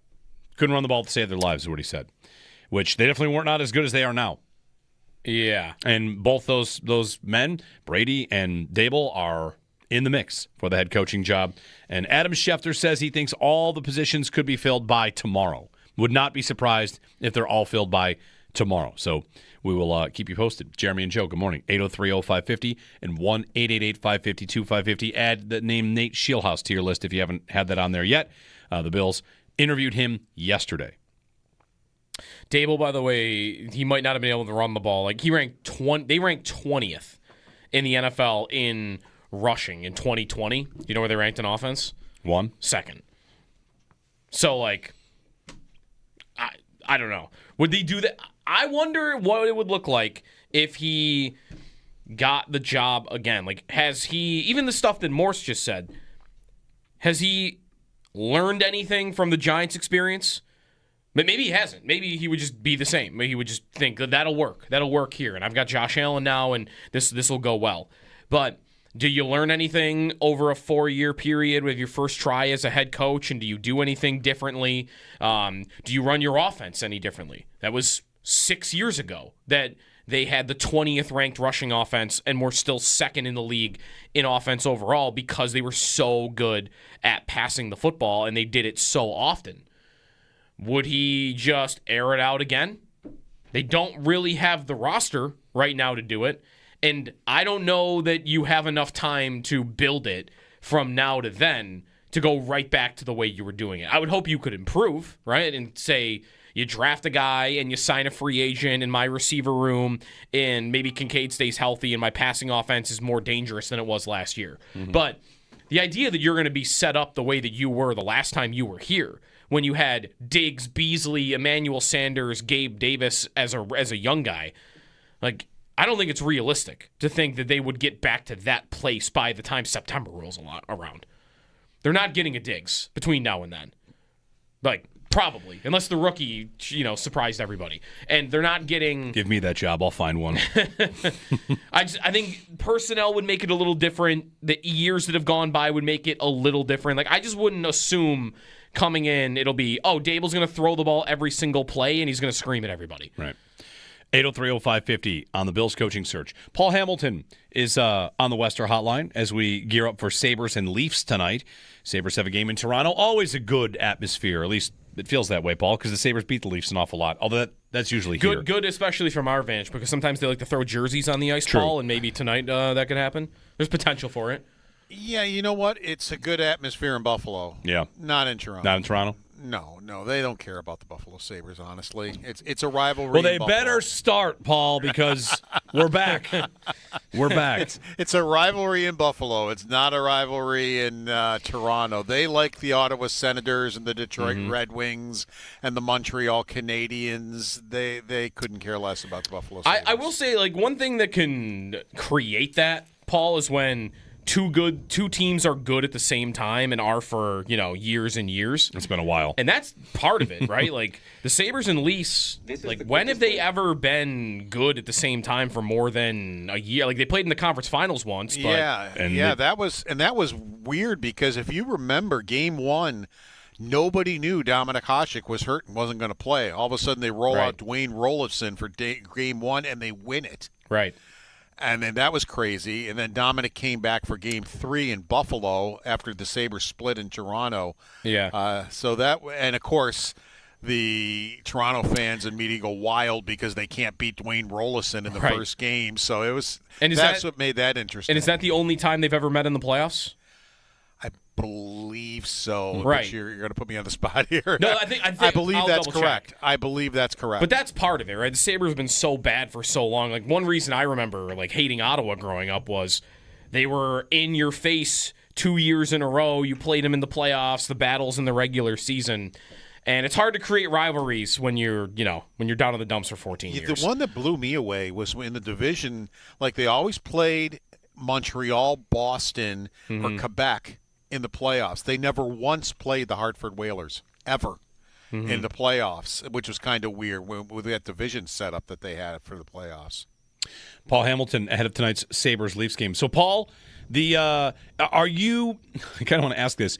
Are you consistently surprised that they keep consistently winning like I am? Not to say that it's not earned. It's just they followed up a 10-game win streak with a loss and then another really strong 10-11 games now. And it's kind of like adjusting to this new normal where they are, I want to say, complete. They look like a complete team most nights.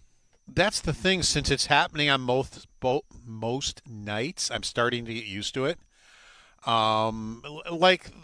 Take a look at those two games that they had where they got out to the 4-0 lead against Nashville and the 3-0 lead against Montreal and had horrendous second periods. But the thing that really struck me in both games was they had a horrendous second period in Nashville, but they still left the second period with a 4-2 lead. They didn't lose their lead. And then they they figured it out in the intermission, they just calmed down is what they had to do.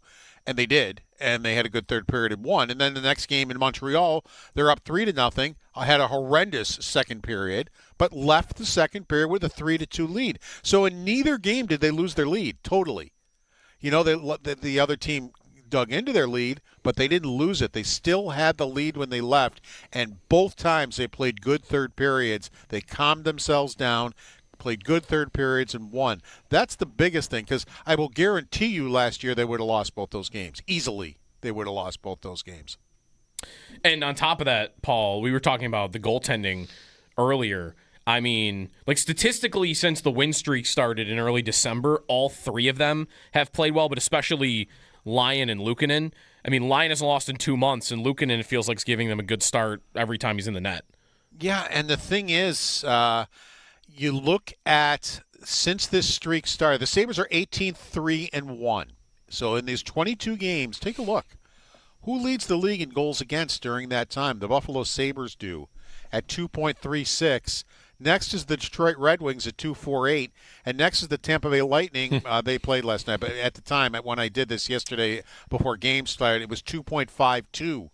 So the top 3 teams in the last 22 games are from the Atlantic Division, and the Buffalo Sabres are number 1. And what did Lindy Ruff say all summer long?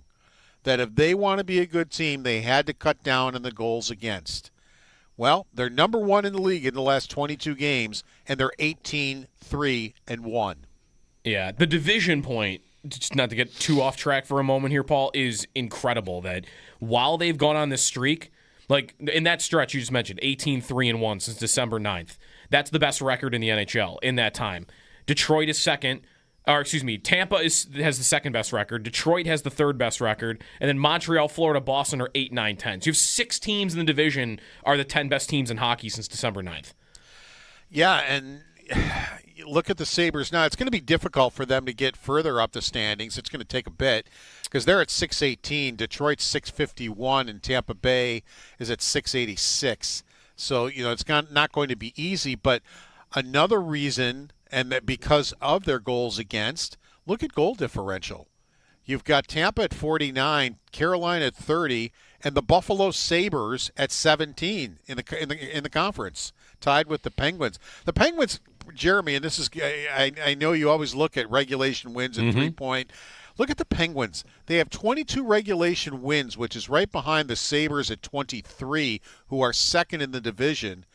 But they still have 11 loser points with those 22 regulation wins. Mm-hmm.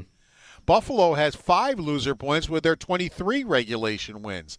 That's way out of place. You don't see that very often. Have 22 regulation wins and 11 loser points. Paul Hamilton on the Western Hotline, looking at the conference. It all makes me think like Sabres Wings in the first round. Let's go. Let's fire it up, right? Like, because, Joe, the format, and it's funny, Paul, I'm not sure every Sabres fan knows the format right now because the Sabres have never made the playoffs in this playoff format. Yes. So we can explain this in case you don't know. Like, hey, what did they do? The second and third team in a division are locked in to play each other. And it's one of the quirks that in, what is it, the Pacific? Or is it the Central. Like Minnesota and Dallas have basically known they're going to play each other for like over a month. Yeah, because nobody's catching Colorado. Right? No one's catching Dallas. Right. So like those two teams are going to play. And I don't know, in 3 more weeks or a month, we might feel like the Sabres and the Red Wings are in the same kind of boat if Tampa stays hot. So whatever. It's super interesting. And the thing is, the reason you could catch Tampa, you have not played them yet. You have 4 games coming up against Tampa. Those are going to be exciting. Now, you probably have to win all 4 if you're going to catch them with where they are, but that doesn't mean you can't. And so the opportunity is still there. And you've beaten Detroit both times you've played them, and you're kind of falling behind them. But the other side of this coin is, look at the first team out right now, which is the Florida Panthers. They're at 578. The Sabres are at 618. Next team is the Flyers at 559. So they're starting to put some distance between the teams that are out of the playoffs right now, although I still would be nervous about the Florida Panthers. But that doesn't mean the Boston Bruins are going to catch you or whatever. You just got to be better than one, right? Like really, exactly. If you don't let someone make up a 6-point gap on you, then really all you got to do, Paul, to make the playoffs is you just got to be better than one of Montreal, Boston, or Florida the rest of the way. And you should be good. Yeah, just Florida because they're a 2-time champion and they've got the injuries will heal up and they're starting to heal up. They would worry me a little bit coming from behind, but I still think the Sabres, if they just continue to play the way they are capable of playing, are more than capable of holding on to their spot, even if the Panthers find their way into the playoffs. The only thing, we've called them a complete team, Paul, a few times, and I think almost entirely they are. The one little thing that they still can't figure out is power play, right? Maybe, listen, I think they're proving, though, right now, if you're good at everything else, you can win games not having a good power play. But, man, that power play looks disastrous. It does. And in the Islander game, that game was close for a long time. Buffalo actually lost the momentum in the game because of their power play. The Islanders in one power play had three grade A scoring opportunities. Lyon had to be extremely sharp on and made some great saves. We're talking like 2-on-1s and, right in front of the net. Buffalo didn't even have a shot. They got outshot 3-0 on their power play, and all three chances were grade A's. And then, so all of a sudden, the Islanders took control of the game until the Sabres took a penalty. And then the Sabres absolutely dominated their penalty kill and took the game back. And from that point on, they were fine. It's not very often you see momentum switches like that in the game from the guys killing the penalties. But that's exactly what happened. The Sabres power play really gave the Islanders a boost until they could turn the tide with their own penalty kill. Paul Hamilton, Sabres in Toronto tonight for a game against the Leafs as they continue their push to, I won't say lock up a playoff spot. There's a good 30 games left, but they're in good shape. And Paul, one last thing. I don't know if we've talked to you since the Josh Doan news about his extension. Maybe we have. We've had you on a couple times. But the Sabres posted a video of him yesterday, or maybe a couple days ago. They had him mic'd up for a game, and it was cool. We noted a play earlier in a game. What was the Zucker play where we all pointed out the communication? And Zucker had switched to go in on a forecheck, and you saw him pointing to others to cover. Who was it against? It doesn't matter. Remember. It's not important. Anyway, with the video with Doan, what they're showing, Paul, something you talk about, and we've talked about this in the past about this team, years where they're quiet versus years where they are loud. And I feel like I can actually see this team communicating with each other on the ice in a way that is, it's refreshing because it feels like it has not always been there. It's one of the things Lindy Ruff was working on last year. Remember, he said this team's quiet, and it's something that he was working on in practice and in meetings that they needed to communicate better on the ice. And that's another one of the things that Lindy Ruff has gotten through to his team, that it's important that you guys communicate on the ice. I think Lyon helps with that when he's in net because Lyon is a supreme communicator back there with his defensemen. So they hear from him back there. I don't know how much they hear from Luukkonen. I think he's gotten better at it, quite honestly. Now that he's more comfortable in the net. So that helps right away when you communicate to your defense what's coming, what you need to do to get out, and they are much, much better this year at getting out of their own zone than they have been in I don't know how many years. Yeah. Have you had an updated thought, Paul, on where this all is right now with Alex Tuch? After they signed Doan, they have $13 million in space for next year, and there are a couple guys signed. Benson's on that list, Kesselring. They maybe have to make a move to even create space if they wanted to pay it for him. But I think that's next step. I don't know if they're this good through to the deadline, and they look like they're going to be. What do you do? Isn't the idea of keeping him and almost making him your own rental a stronger idea the more they win? I would, if I had to guess, I would think that's exactly what Kekalainen would do. I don't know if he would make a trade with where they're at right now. Either way, especially if there's still a chance that you could sign him. I think you can get creative too. Like a guy like Beck Malenstein. I don't think Beck Malenstein is looking to leave here.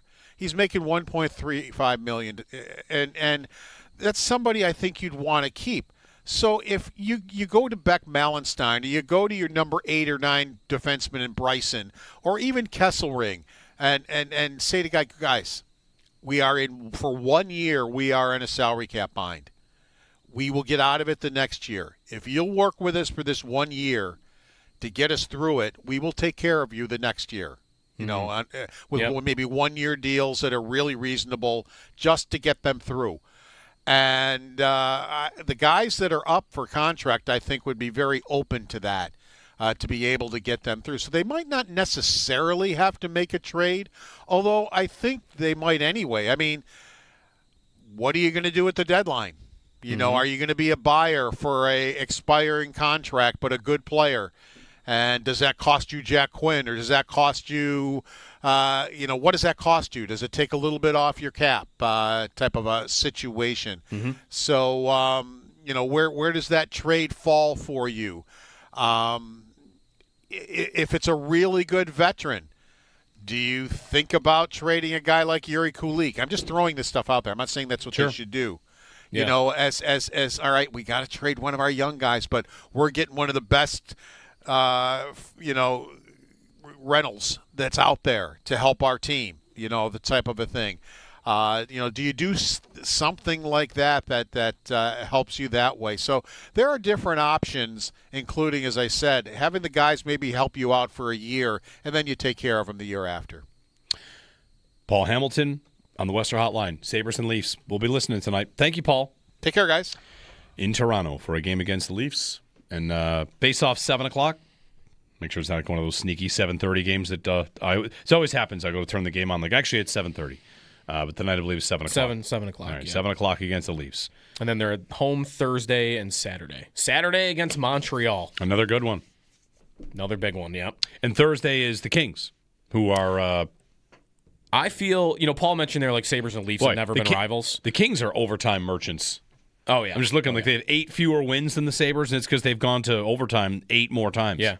Montreal's one of those. Montreal's 18 regulation wins on the season, which I think is 5 less. We talked to Paul about the rivalry point there. I feel like Buffalo-Montreal has real potential. Both teams are young. Both teams are good. Like, if the Sabres continue to be a good team for years and years, I think them and the Canadiens are going to be rivals. Which is good. Bring some hate back in our lives. You don't hate other teams when you're in 30th place. You only hate your own team. That's right. 803-0550, our phone number, 1-888-550-2550, Jeremy and Joe. The Super Bowl matchup, Patriots and Seahawks. Then just put on Get Up, which team should regret giving up on Darnold the most? Oh, that's a good question. Isn't it a full tie? Wouldn't they all? The Jets, of course. The Jets. Other teams. The Jets, because Carolina made the playoffs at least, and they have a guy who's maybe okay. But the Jets are nowhere. The Jets should regret everything at all times. They probably should change their name. Just get a whole new refresh. Consider it, everything. Yeah. 1 hour from now, we'll talk with Matthew Coller in Minnesota, purpleinsider.com, on Grant Udinsky and his time there as Kevin O'Connell's secret weapon, that coaching tree, all that. He remains a candidate for the Bills job. And we've got a little bit of a social media. Something happened. Someone's following something. You decide if you want to value it on Udinsky as an idea. Jeremy and Joe here on WGR.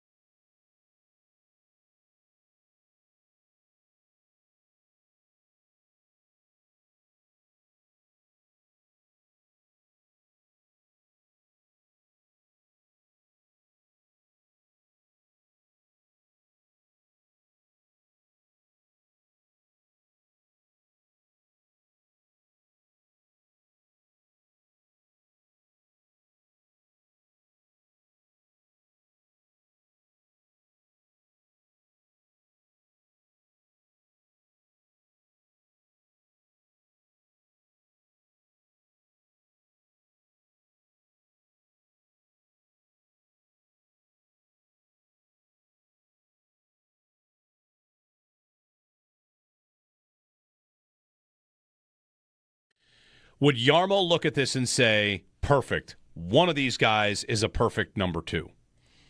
Yes.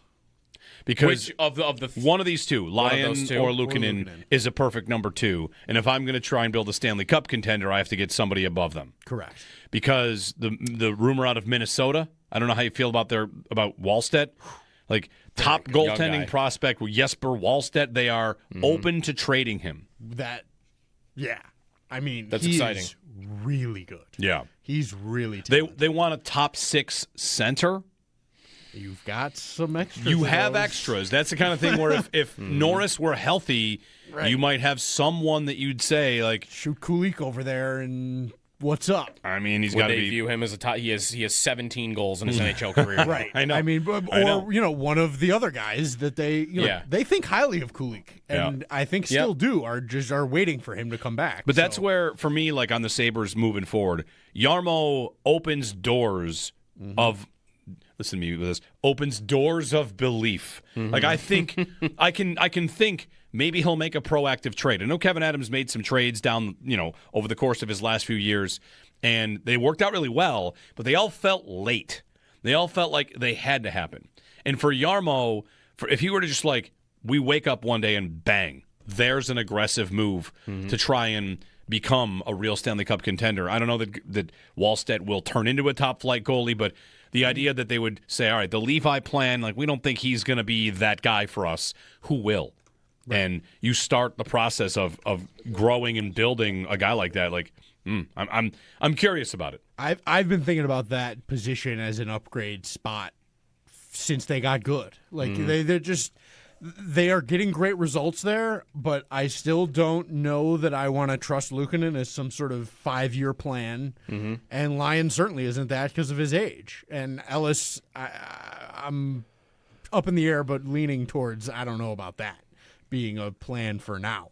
You trade for Wallstedt, he can start 50 games for you next year and be, I think, probably very good. He looks really good. Long term, I like that.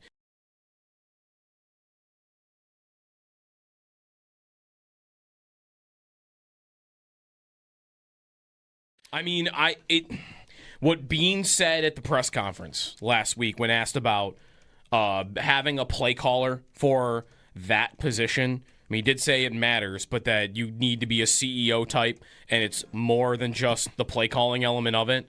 I would expect that would do damage to Dable's candidacy, while I like the idea of Dable because of the proven nature of him as a play caller.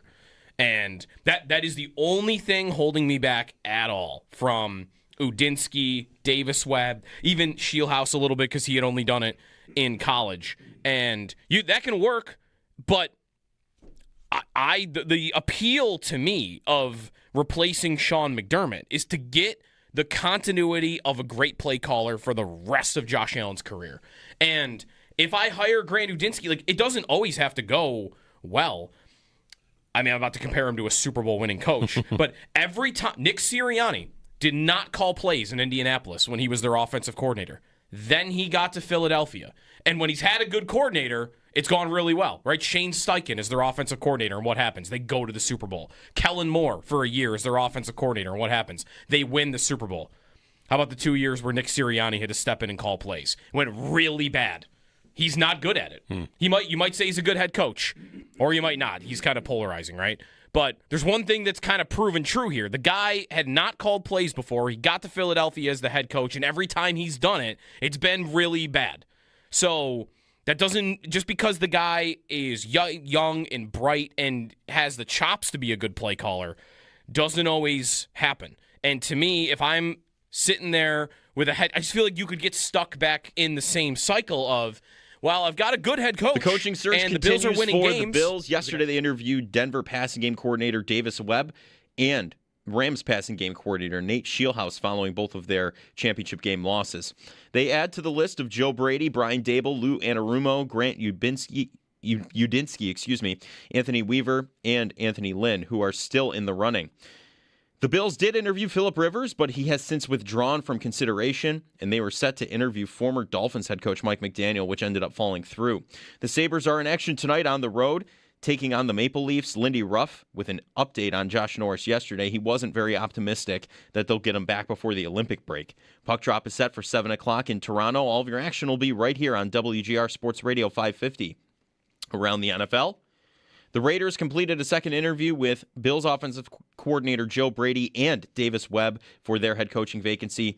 The Commanders signed former Vikings defensive pass game coordinator Durante Jones as their next defensive coordinator. Former Giants interim coach Mike Kafka will join the Lions in a, quote, high-ranking offensive staff role. And ESPN's Josh Weinfuss reports that the price for Kyler Murray starts with a third-round pick. That's your Paddock Chevrolet Sports Headlines. Paddock Chevrolet celebrating 90 years of being your hometown dealership. I'm Joe Cali for WGR Sports Radio 550.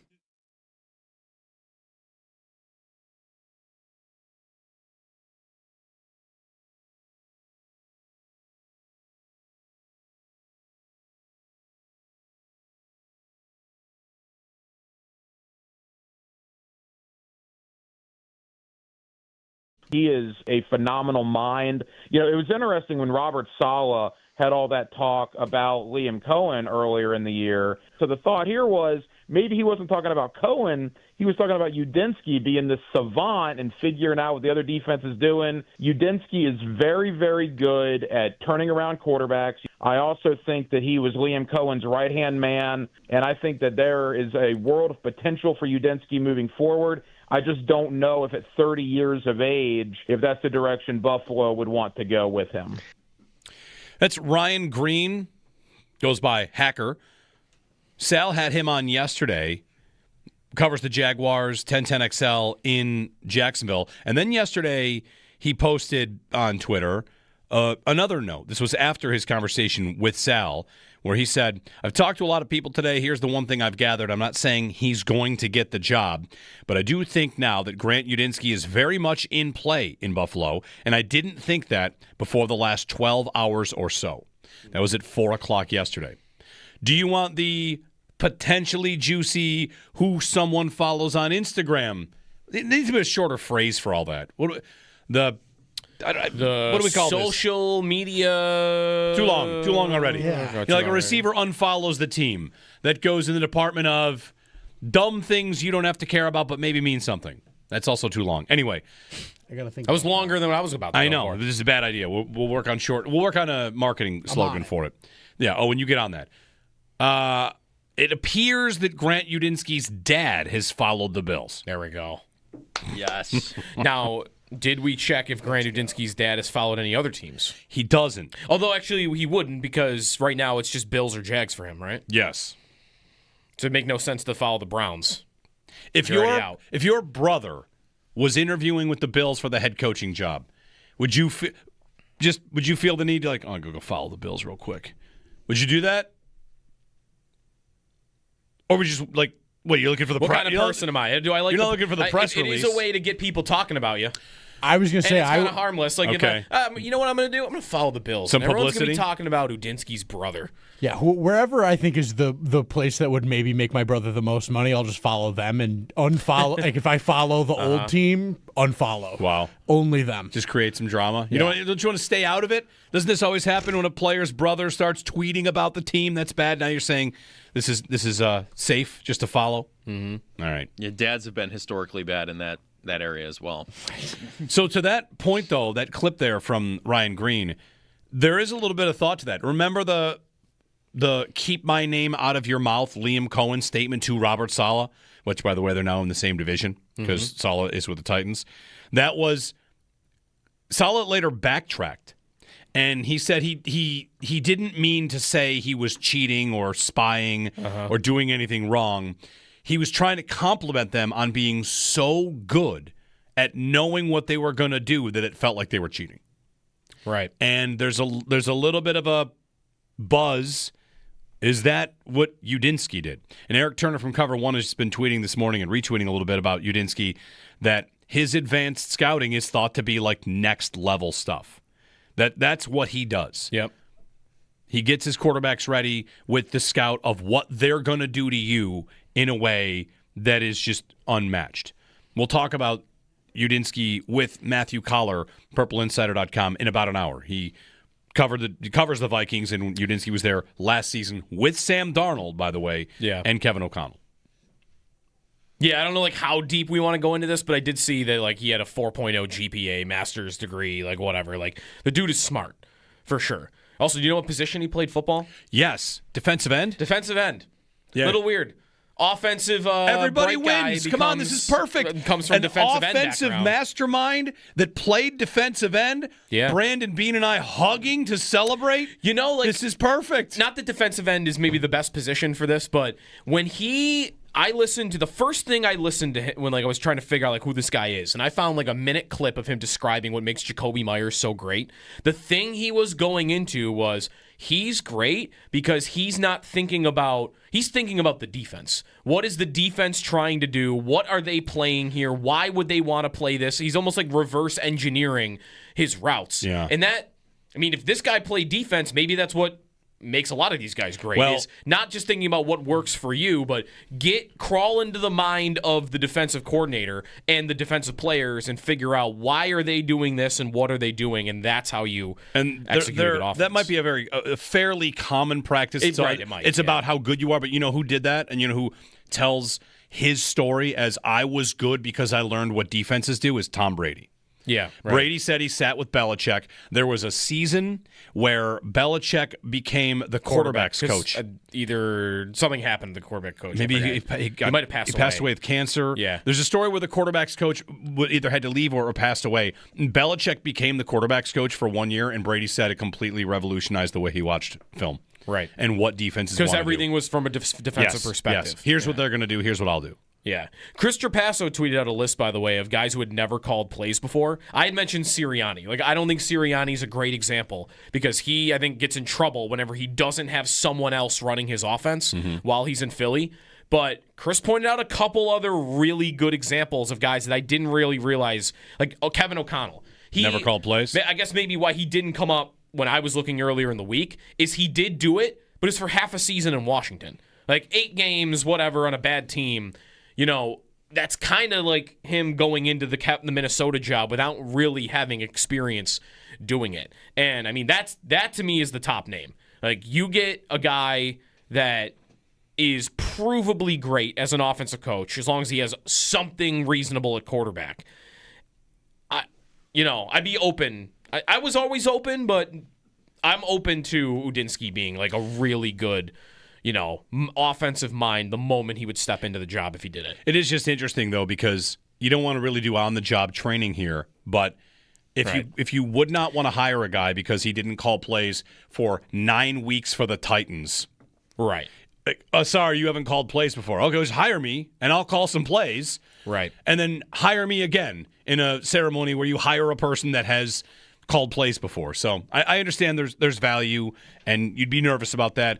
They had Ken Dorsey, who had never called plays, as a rookie play caller in a Super Bowl window. And for the year 1, it went pretty good. And then, of course, it went how it went. There are negative examples. They're not always even head coach. Like Bobby Slowick was a McVay guy, and he was the passing game coordinator. Same thing that Shielhouse is. And he went to Houston. He had good results early, and then I remember a lot of talk about how Slowick was more of a cook than he was a chef. Because the moment teams started figuring out what he was doing, which he was basically just ripping off from the Rams, which works, but now when you got to pivot to something else, he was lost in the wilderness. No. And he had nothing to do, and then he ended up flaming out as an offensive coordinator. So, like, that can happen too, but there are absolutely success stories on the other side. Now that we're looking in, like, the post-McDermott world, should we look at the firing of Dorsey again and see what that meant? Because what was Dorsey? Dorsey was aggressive passing attack, right? Yeah. A lot of option routes for receivers. And when Brady got the job, what did they do? They started running the ball relentlessly.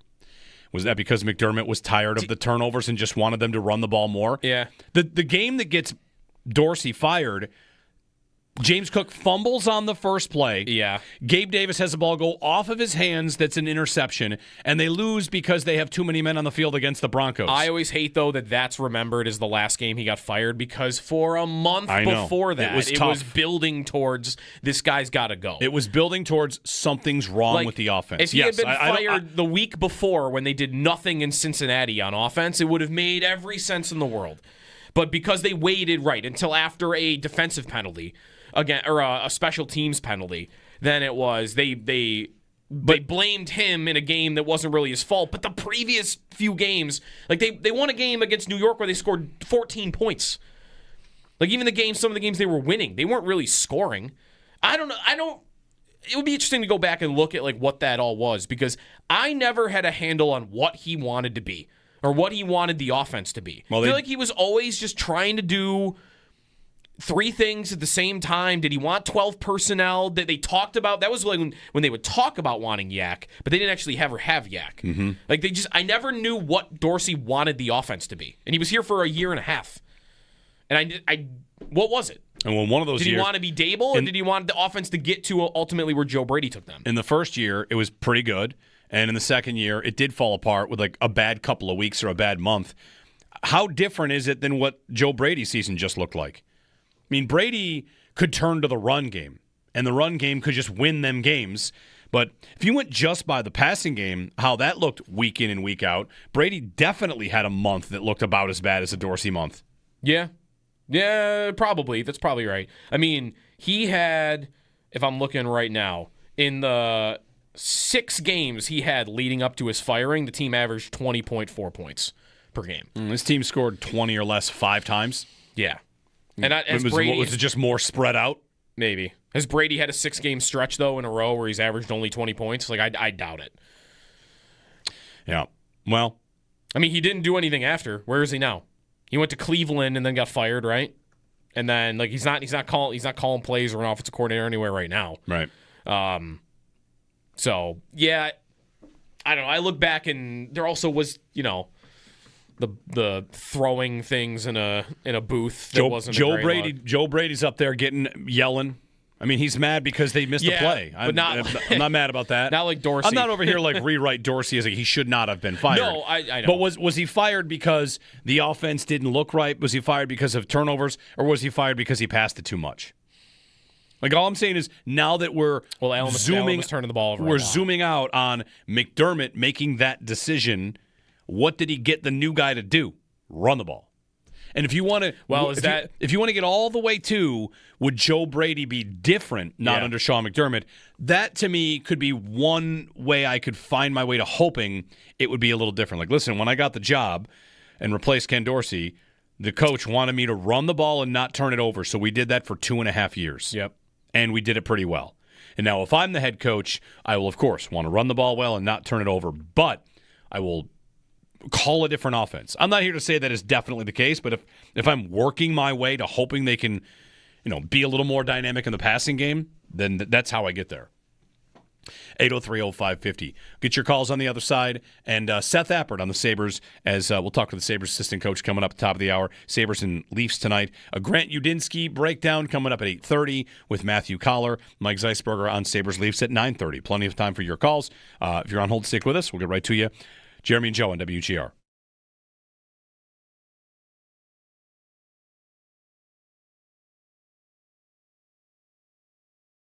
I wonder how much any coach candidate comes in and thinks about taking over Sean McDermott's spot, right? Yep. Taking over Sean. I'll give you an example of a television show I did not watch, but you guys all tell me. I watched a lot of The Office, right? Okay. When Michael Scott left and the other guy came in, what's his name? Robert California? It transitioned. It went Will Ferrell to Robert California to Andy Bernard. Jeremy, what here to tell you about FanDuel after Michael Scott left? Official sports a different show? Not great. Different. It was very different. Different is all. All the same pieces are in place. One difference comes in, and it felt weird. Yes. Right? I only saw very little bit of it.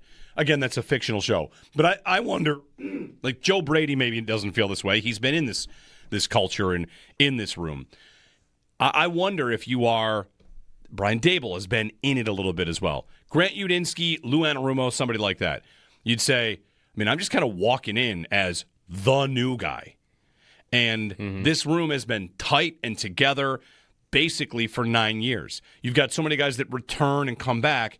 It's like a, finger quotes, family, a mafia, and I'm the new guy. I got to make first impressions. I got to change whatever. What do we do around here? What's the lunch schedule? What's the practice schedule like? Where's the parking lot? Everybody knows everything except me. I'm the new guy. And I just wonder about that. Whereas another job, it might just be Clint Kubiak comes in with the Raiders and actually nobody cares about anything because nobody ever did. Right. You get a blank canvas instead of, there is no real set way of doing things because they've had so much turnover and, Right. Like a lot of those players haven't probably been there as long as some of the Bills have. There's a million different metaphors I could use. Again, not to say it's bad, just I wonder about how this works on a candidate. Hey, here you go. It's a fully furnished house. All right, well, this is not at all what I would use over here, so I'm going to have to do more work to get this living room cleared because I want different pieces in here. And, for a guy like Grant Udinsky or Brian Daboll, like who's his defensive coordinator, how many pieces on this defense? You almost start to become, as a new coach coming into a fully formed, up and running system, you kind of have to be a mini GM by telling the GM, this is the kind of offense I'd want to run.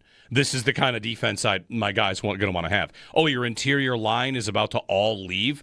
Okay, great. I know a couple guys. I wouldn't spend premium draft picks on guards. In my system, they're not nearly as important as maybe they were here. These are just like random examples. So I feel like it's a bit complicated for a candidate like a Clint Kubiak to just decide, you want the blank canvas, or do you want to just jump in as the substitute teacher and start over from there? It definitely is worth mentioning, though, that the three goalie problem has become a three goalie strength. Like they have all three of them have dealt with injuries this year. Luukkonen had injuries at the beginning of the year. Lyons had 2 injuries over the course of the season. Ellis had a concussion that he was out for maybe longer than he probably needed to be because he was on IR. Right. But you got 3 guys that all have had injury problems, and all 3 have been giving you good hockey in the last month and a half. Right. Like at the moment, I'm in no rush to get rid of any of them. Like all year it was, which one are they going to dump? Which one are they going to get rid of? They got to make this roster spot. And right now, I'm cool unless they do that. They do that, then I don't need them because then I've just got a good 1-2. But if they don't make a goalie trade, I'm good just hanging out and watching them have 3 goalies the rest of the year. I agree. I think you don't rock that boat now unless you have an upgrade to make. And I think, if there's an upgrade to be made, I pull the trigger on that.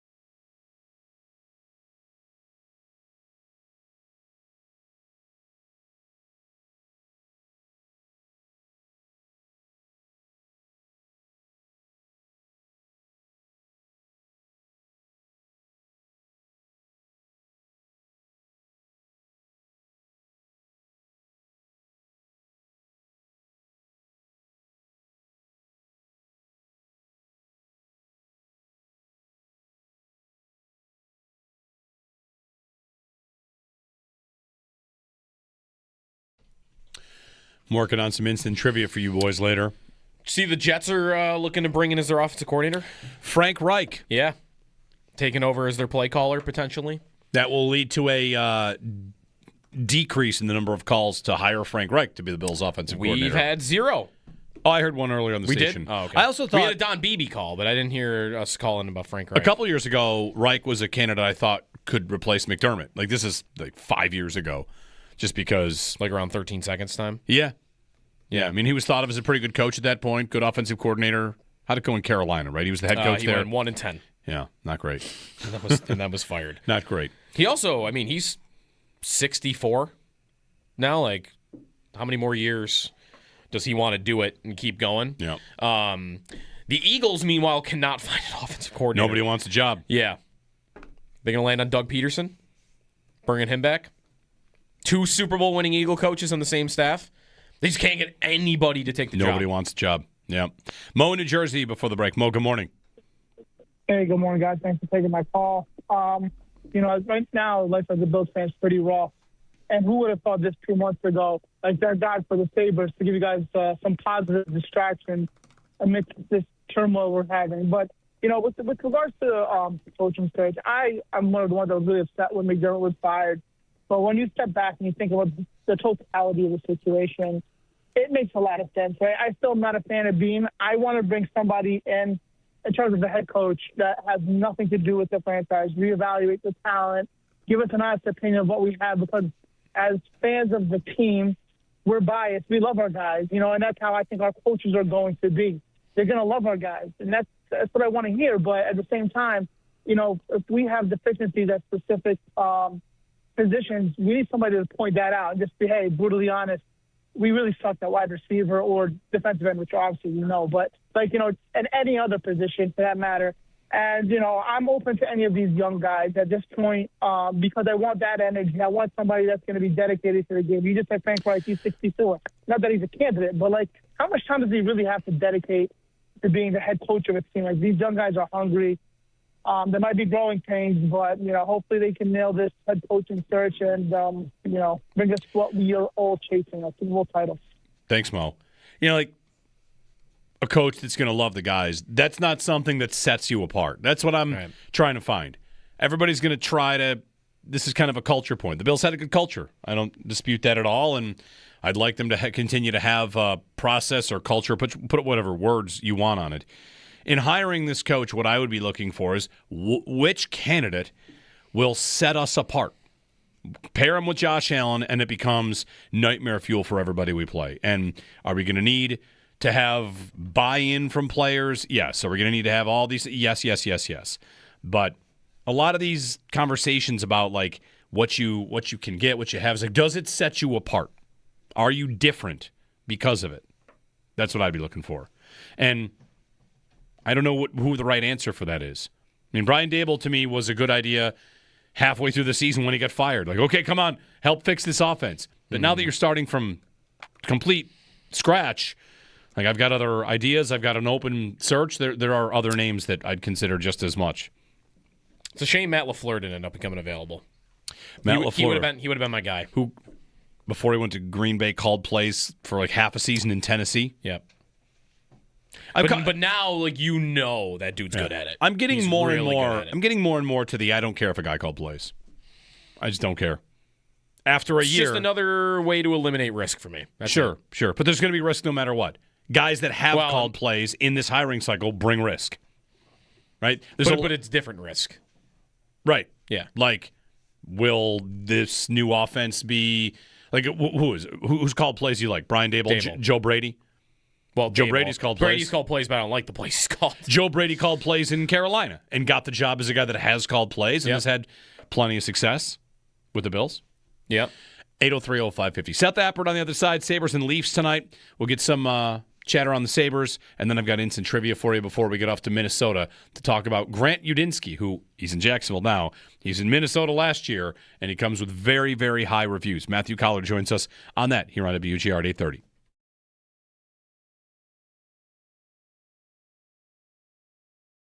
And on top of that, Paul, we were talking about the goaltending earlier.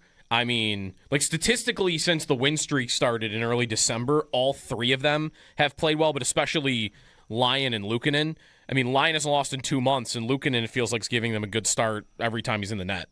Yeah, and the thing is, you look at, since this streak started, the Sabres are 18-3-1. So in these 22 games, take a look. Who leads the league in goals against during that time? The Buffalo Sabres do at 2.36. Next is the Detroit Red Wings at 2.48, and next is the Tampa Bay Lightning. They played last night, but at the time, when I did this yesterday before games started, it was 2.52. So the top three teams in the last 22 games are from the Atlantic Division, and the Buffalo Sabres are number one. And what did Lindy Ruff say all summer long? That if they want to be a good team, they had to cut down on the goals against. Well, they're number one in the league in the last 22 games, and they're 18-3-1. I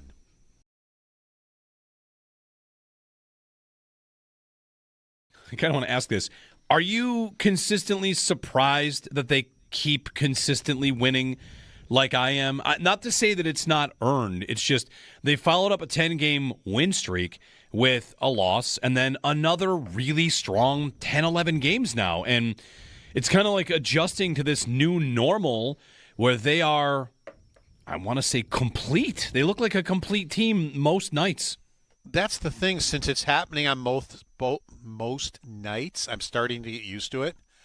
Like, take a look at those two games that they had where they got out to the 4-0 lead against Nashville and the 3-0 lead against Montreal and had horrendous second periods.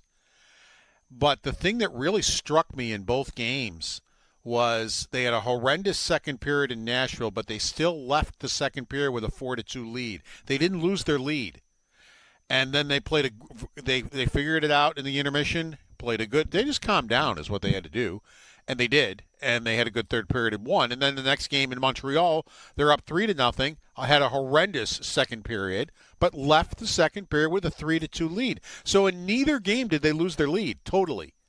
You know, the other team dug into their lead, but they didn't lose it. They still had the lead when they left, and both times they played good third periods. They calmed themselves down, played good third periods, and won. That's the biggest thing, because I will guarantee you last year they would have lost both those games. Easily, they would have lost both those games.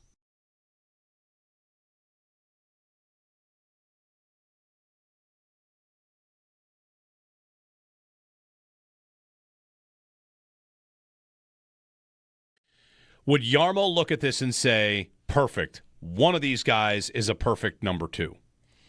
Yes.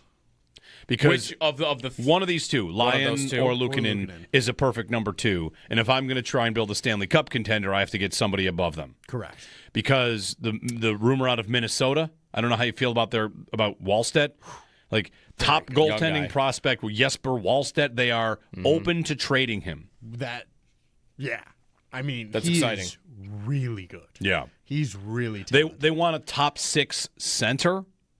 You've got some extras. You have extras. That's the kind of thing where if Norris were healthy, you might have someone that you'd say, like, shoot Kulik over there and what's up? I mean, he's got to be. View him as a top. He has 17 goals in his NHL career. Right. I know. I mean, one of the other guys that they think highly of Kulik, and I think still do are waiting for him to come back. But that's where, for me, like on the Sabres moving forward, Yarmo opens doors of. Listen to me with this. Opens doors of belief. Like, I think I can think maybe he'll make a proactive trade. I know Kevin Adams made some trades down, over the course of his last few years, and they worked out really well, but they all felt late. They all felt like they had to happen. And for Yarmo, if he were to just we wake up one day and bang, there's an aggressive move to try and become a real Stanley Cup contender. I don't know that Wallstedt will turn into a top flight goalie, but the idea that they would say, all right, the Levi plan, we don't think he's going to be that guy for us. Who will? Right. And you start the process of growing and building a guy like that. I'm curious about it. I've been thinking about that position as an upgrade spot since they got good. They are getting great results there, but I still don't know that I want to trust Luukkonen as some sort of 5-year plan. And Lyon certainly isn't that because of his age. And Ellis, I'm up in the air, but leaning towards I don't know about that being a plan for now. You trade for Wallstedt, he can start 50 games for you next year and be, I think, probably very good. He looks really good. Long term, I like that.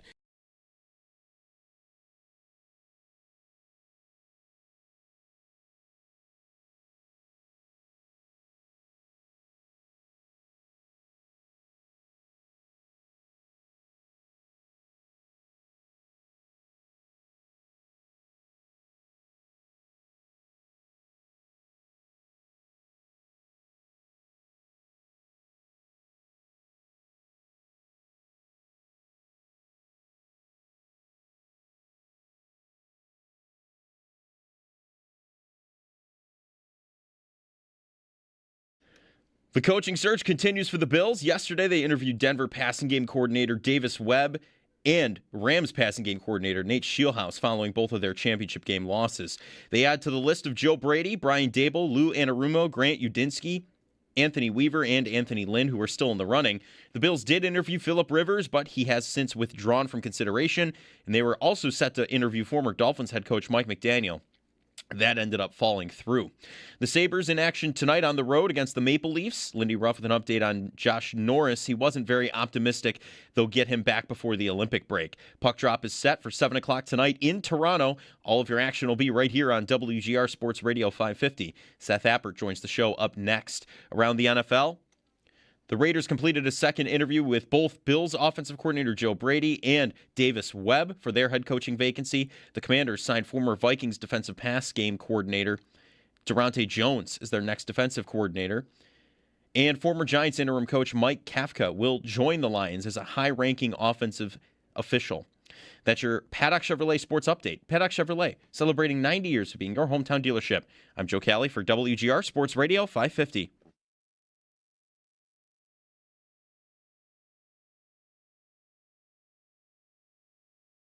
Sabres work it back to the point. Samuelson with a shot, scores! That one's deflected. Samuelson with a shot, and that deflection from Alex Tuck. Unless it goes straight in, but I think Alex got a stick on that, didn't he? Sabres at it tonight. They'll play the Toronto Maple Leafs. Very exciting. Very exciting. Back to action after a great win on the weekend. Joining us on the Wester Hotline is Sabres assistant coach Seth Appert. Seth, good morning. Jeremy and Joe, thanks for taking some time today on a game day. Good morning, guys. Thanks for having me on. The Islanders game. Let's go back to the weekend. A 5-0 just dominant Saturday afternoon win. Like it's. I said this to Paul Hamilton earlier, Seth, that it's starting to feel normal to see the Sabres, to see you guys play a complete game. That's just.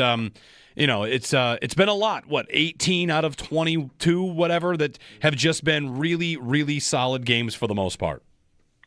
Yeah, it was a good win. I mean, anytime you can go on a 4-game road trip and go 3-1, especially after dropping the first one in a hard-fought game in Carolina, you're going to take that. And so it was a good job finishing the trip the right way. I don't think it was probably a 5-0 game. I think through 40 minutes, it was a pretty even game. Alex Lyon just happened to make 2 more saves than the Islanders goaltender. And so you have a 2-0 lead. That late goal at the end of the second, and then the early goal at the start of the third kind of really were the ones that kind of broke it open for us and allowed us to play a mature, calm third period, which has been 3 games in a row. We've been real staunchy in the third in terms of the chances we've given up, which is certainly a good sign.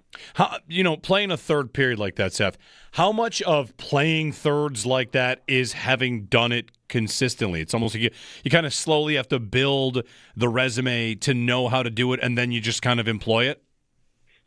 You're exactly right. It's not something, as much as you want to believe you can teach everything, some of it has to be learned by doing. It's always better to learn something by doing it, and we're growing in that, learning how to win, learning how to play with the lead, learning how to handle these situations. And I think, earlier on, even in this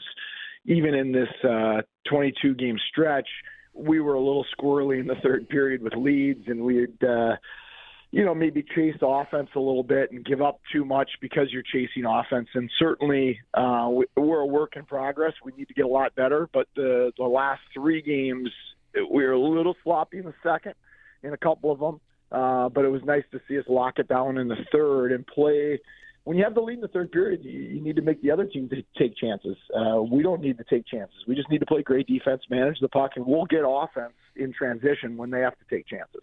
That trend that, I don't know if I'll call it trend, it's only like 2 or 3 games, but where teams have kind of crawled back in and then you've closed it after, does that make it easier to coach when there's something like that to coach out of the group, but you're also winning the hockey games when they are happening?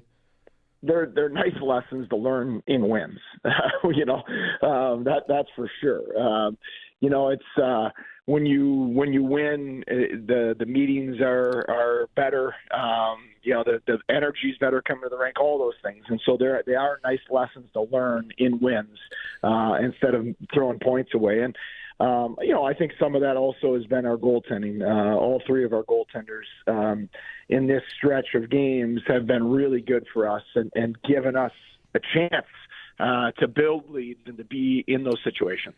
Yeah, how do you view some of these games where Like the shot totals you won a game with 14 shots, game with 17 shots. Even Saturday wasn't crazy high. But I don't know, like watching these games, it does still feel like you're getting chances, even if you look up and the shot total's not that high. Yeah, it's funny. The quality of chances in the Montreal game and then the Islanders game were stronger for us than they were for our opponents, even though the volume wasn't there. We're definitely not, as much as we would like to have a higher volume, we're not a volume shooting team. That just isn't, really how we're designed. We're a quality team. We want to make plays to the inside. We want to. A lot of our offensive players want to make that one extra play, the next play, to find a quote unquote an A scoring chance instead of settling for a C scoring chance. I think sometimes we can get too enamored with that, and that's when we get frustrated, certainly as a coaching staff, because delivering the puck to the net does create some chaos that might result in those A chances as well, and sometimes we defer to that. So we're trying to find a balance to that. You want to have the players play to their great strengths and at the same time make sure that you're taking advantage of your opportunities offensively. Sabres assistant coach Seth Appert on the Western Hotline ahead of tonight's game, Sabres and Leafs. Seth, we're seeing a little bit online right now. Like the hockey world is starting to learn about Josh Dunne and what he brings to this team. And he's got a big extension, and wondered, if we could get your thoughts on his game, how if it has evolved since he's been here, or if we're just starting to kind of see him at his, his full powers. Yeah, I don't even think it's full powers. I think he's just scratching the surface at how good of an NHL player he's going to become. He has the work ethic, the hockey intelligence, and the drive to become a great player in this league. And now I think what we've done is provided him opportunity and belief. For whatever reason he was behind guys, part of it age and development. And here he's come in and he's earned it. We haven't given it to him, but he's earned that opportunity. Our coaching staff and our whole organization has a lot of belief in him. That's why we traded for him. And it's funny, when he signed that contract, I was talking to him like, I've seen him play since he was 15 years old, because he was in my birth year for the U.S. national team. And we talked about bringing him to tryout camp for the national program. And I remember his dad even telling us he's just not ready physically. And he wasn't. He was probably at 15 years old, I bet he was about 125 pounds. He wasn't physically ready to play junior hockey. He had to play one more year of U16 hockey. And if anybody would have said he was going to earn a $49 or whatever it is $1 million contract 7 years later, people would have thought you were crazy. And that's just a real credit to who he is as a person, the character, the work ethic, and the competitiveness that he has inside of him. Well, and that too, like you get a contract like that on. I think the expectation, Seth, for us when he was traded for was the hard work, and there was physicality and defense, but that no one knew what he would become as a scorer, and that has happened immediate. And I wonder what you guys thought of him on that level going into the year. Like, did you see this amount of offensive production there for him coming into the year? I don't know if when you never have coached a guy and you haven't been around him day to day, I don't know if you totally know.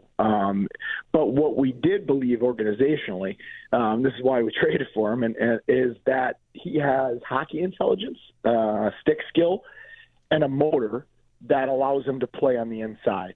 So when you have competitiveness and hockey intelligence, good players are going to want to play with you, because good players like to play with guys that can make plays with them and guys that get the puck back for him. So he's good enough intelligently to make plays with high-end players, but he's also elite at getting the puck back. The best players want to have the puck. And so, the guys like that become really endearing to their line mates, because they're good enough to make plays with them, but they're also great at getting the puck back for him. And then he plays on the inside. And the skill goals, the highlight reel goals are what you see on the NHL highlights. But at the end of the day, 7, 8 out of 10 goals are dirty inside type goals. And players need to be willing and able to play on the inside to be able to produce those. And he has that skill set as well. Seth Appert on the Western Hotline. Sabres and Leafs tonight in Toronto as the Sabres look to continue their winning ways. Seth, one other thing I want to ask you about this, the way this team's playing right now. Seeing many notice like the activation of the defense and how you found a number of players on the blue line that it feels like there's confidence brimming back there, pretty much to a man across the board. When it's time to jump in, you're an active group on the blue line. Oh, extremely. Probably as much as anybody in the league, if not more so. But that's how we're built, and it'd be not intelligent by our coaching staff to not embrace that. And I think that that's been a work in progress to pick the right times and also to have the ability for our forwards to cover, because it's not just about activating. Activating them is great offensively, and it causes a lot of issues and it puts a lot of stress on your opponent when you get 4 or 5 people into the attack. But at the same point in time, you are exposing yourself the other direction if your forwards aren't capable of reading it and of also denying plays going the other direction. So that's been something we've spent a lot of time on video, but also in practice of our forwards being good anglers, being able to shut down plays defensively and covering for our defensemen. For us to be a really good team offensively, we need our D in the play. And so we encourage that. We want that. But for us to be good enough defensively, we have to pick the right times and also cover for them when they do. And I think that's something we've gotten better at as a group here in the last 2 months. Seth Appert with us. Seth, what have you liked from Consta Hellenis in his first week with the team? One is his competitiveness is really high. So even though he's a young player, he's not a light player. He's not light on the puck. He's got a lot of work to do to get stronger, but he's not shy at all in the confrontation areas. He'll go in and forecheck. He'll get to the front of the net, things like that. I think, too, is that he has the skill set, but also the belief that he's supposed to be here. And all great players have that internal belief. He's not overwhelmed by the moment. He's not overwhelmed being in a great crowd in Nashville or in Carolina and Montreal. Like the crowd in Montreal, that was a playoff type of game, the atmosphere and the intensity. He believes he's supposed to be there. And so I think when you have that belief and you can match it with a skill set, that allows you to be calmer in those situations than a lot of young players can be, because he's right where he believes he should be. Seth Appert on the Western Hotline. Sabres and Leafs tonight in Toronto. Seth, thanks for the time, and best of luck tonight. Thanks, guys. I appreciate it. All right. Sabres and Leafs from, what's it called now? The Scotiabank Arena. Scotiabank, which is kind of confusing because Ottawa used to be Scotiabank. I think they still are. Okay. Are they Scotiabank Center? Right, we got a bunch of Scotiabanks. Fine. There might be 3. Isn't Vancouver Scotiabank Place? All right. I think there might be a Scotiabank Place, a Scotiabank Arena, and a Scotiabank. Don't quote me on that. I simply won't rest until we have all of the words used. Scotiabank Forum. Scotiabank Gardens. Yes, Scotiabank Palace.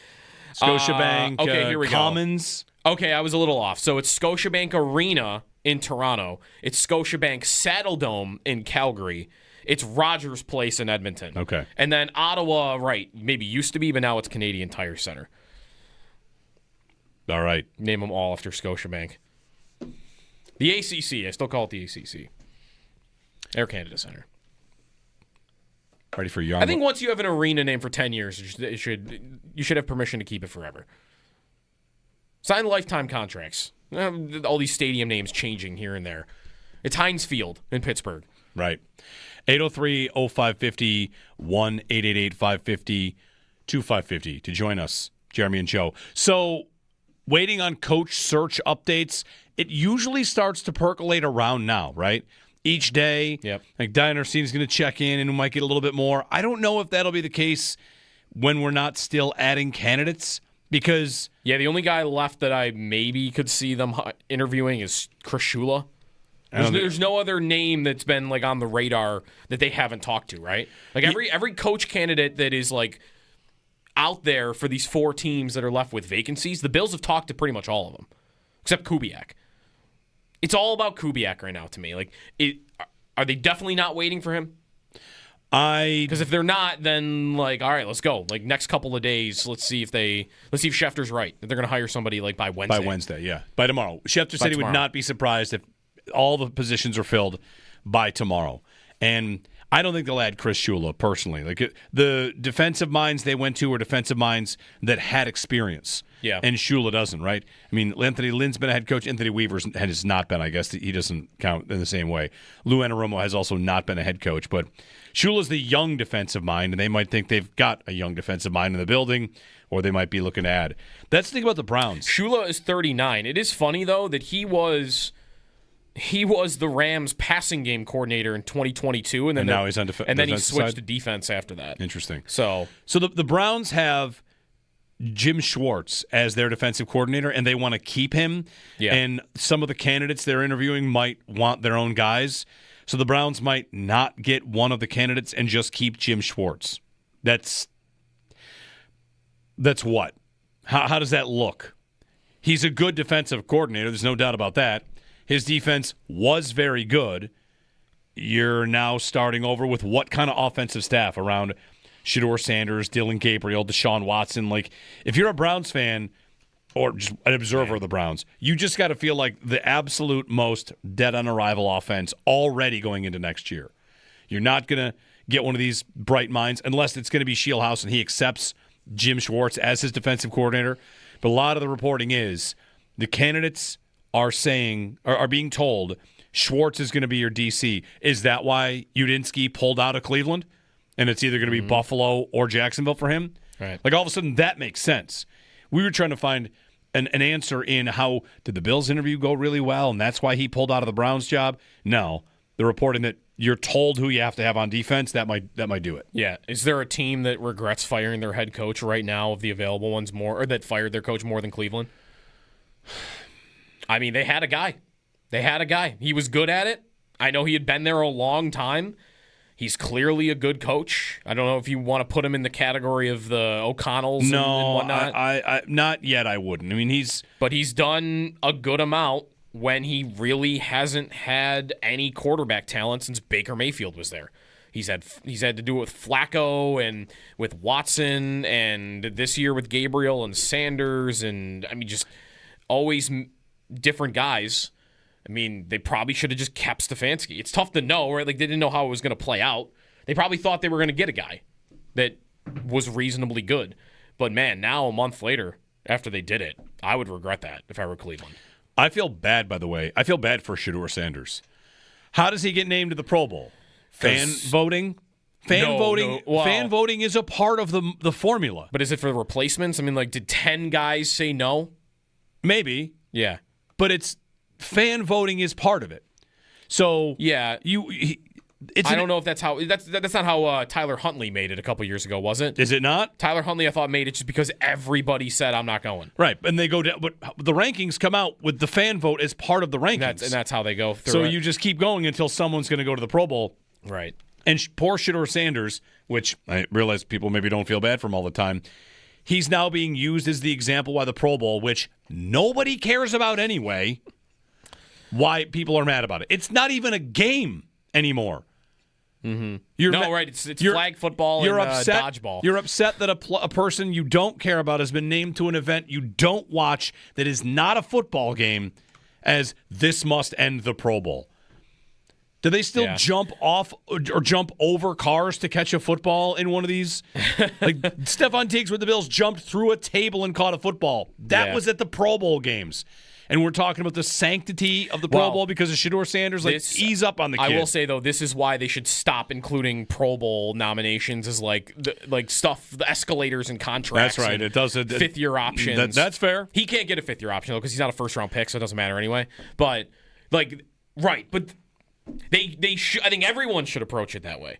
Like, let's stop looking at the bottom end. I think the bottom end, just the original selections. To me, it would be fine to say, let Shedeur Sanders go to the Pro Bowl, but don't count him as a one-time Pro Bowler. If you make the Pro Bowl team, you're a Pro Bowler. If you're the 9th alternate and you make it because nobody goes, you're not a Pro Bowler. Then why would I go if I don't get to say it? Why would I go if I don't get to put it on my resume? I would definitely not go. I mean, it shouldn't be on your resume. Your age. I mean, Trevor Siemian he said no. Trevor Siemian turned down the Pro Bowl. Right. Tyrod made the Pro Bowl. Tyler Huntley. I love Tyrod, but Tyler Huntley. To me, again, I think there should be a distinction because these things get used like to decide the Hall of Fame. Right? Like, you'll go back 20 years later and you'll look How at many it like, Pro Bowls? I didn't really watch a lot of this guy. Oh, he made 4 Pro Bowls. Yeah. That's pretty good. I mean, I think there should be another level because I think that it really doesn't matter who's there, but people do use this to try to evaluate players, whether that's for all time, that's for legacy, whether it's for contracts. And to me, like, when you're allowing... Even nothing against Dalton Kincaid. Maybe Kincaid's not a good example because he was like the most efficient tight end in the league. But a guy that missed 6 games and had like 500 yards is going to have Pro Bowl on his resume. I think there should be that should only go on the resume of the guys that get actually named to the original roster. Because that's how you're going to get the good players. How many times has Josh Allen made the Pro Bowl? How many times? Well, that's the thing. Like, does he count this year? Yes. Okay. So then, I have 6 Pro Bowl quarterbacks this year, or only the guy that goes in the original selectors? Like Bo Nix couldn't go because of his ankle injury, so he doesn't count as a Pro Bowler this year. I don't know. Again, how do you count? Just count the guys that went, and then whoever goes. You want to give him $50,000 to go to the Pro Bowl, so that he incentivized to do that. Having 8 quarterbacks be able to say they were Pro Bowl quarterbacks is akin to draft season. We only have 11 first-round picks. Like, well, there are 32, right? Let's get our math right on some of this stuff. Right. How many Pro Bowls has Josh made? 4. 4. This year counts, so I guess you do get. I don't know if he's ever been there. As we're looking at Allen's passing touchdown number, have you taken a look at this? Like how it's gone down 4 years in a row, 5 years in a row, 6 years in a row? 6 years in a row. 37, 36, 35, 29, 28, 25. 6 years in a row. Now, I know like the offense has picked it up in the running game, but 6 years in a row. How about that number hits 35 next year? Give me the coach that does that. Hit me 35 touchdowns passing. His yardage, 45, 44, 42, 43, about the same. 37, 36. Mm-hmm. You give me the offense that gets me 4,000 yards and 35 touchdowns. You're hired. Is that playing fantasy football because I want the passing game to? I'm being serious. Like, no, I know. I might be wrong, and it might be stupid to suggest because it doesn't mean more than running the ball, but I think that'd be a more dangerous offense to watch. 803-0550. How many touchdowns did James Cook have last year? 12, double digits again, right? He had 12. 12? 28 touchdowns in the last 2 years for James Cook. Pretty good. We'll get a break in. Matthew Coller on Grant Udinsky when we return. He spent time in Minnesota with Kevin O'Connell, and Matthew covers the Vikings. So we'll get his thoughts on that tree and Udinsky, what he might have meant to Kevin O'Connell. It's coming up here on WGR. I mean, what Bean said at the press conference last week when asked about having a play caller for that position, I mean, he did say it matters, but that you need to be a CEO type, and it's more than just the play calling element of it. I would expect that would do damage to Daboll's candidacy, while I like the idea of Daboll because of the proven nature of him as a play caller. And that is the only thing holding me back at all from Udinsky, Davis Webb, even Shieldhouse a little bit because he had only done it in college. And that can work, but the appeal to me of replacing Sean McDermott is to get the continuity of a great play caller for the rest of Josh Allen's career. And if I hire Grant Udinsky, like, it doesn't always have to go well. I mean, I'm about to compare him to a Super Bowl winning coach, but every time Nick Sirianni did not call plays in Indianapolis when he was their offensive coordinator. Then he got to Philadelphia.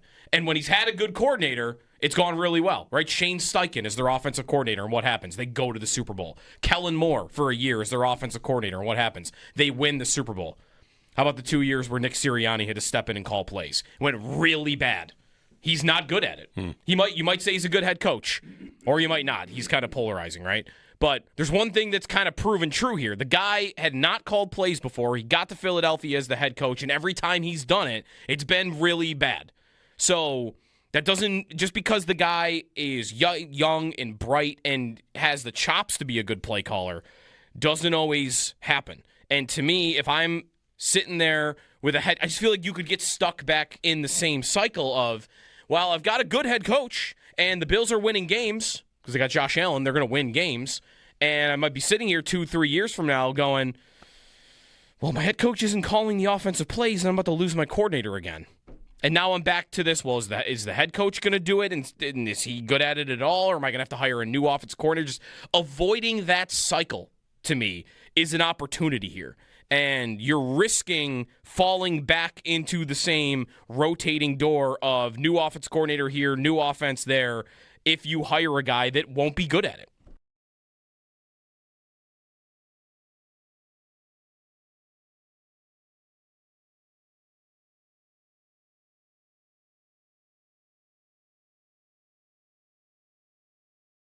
It definitely is worth mentioning, though, that the three goalie problem has become a three goalie strength.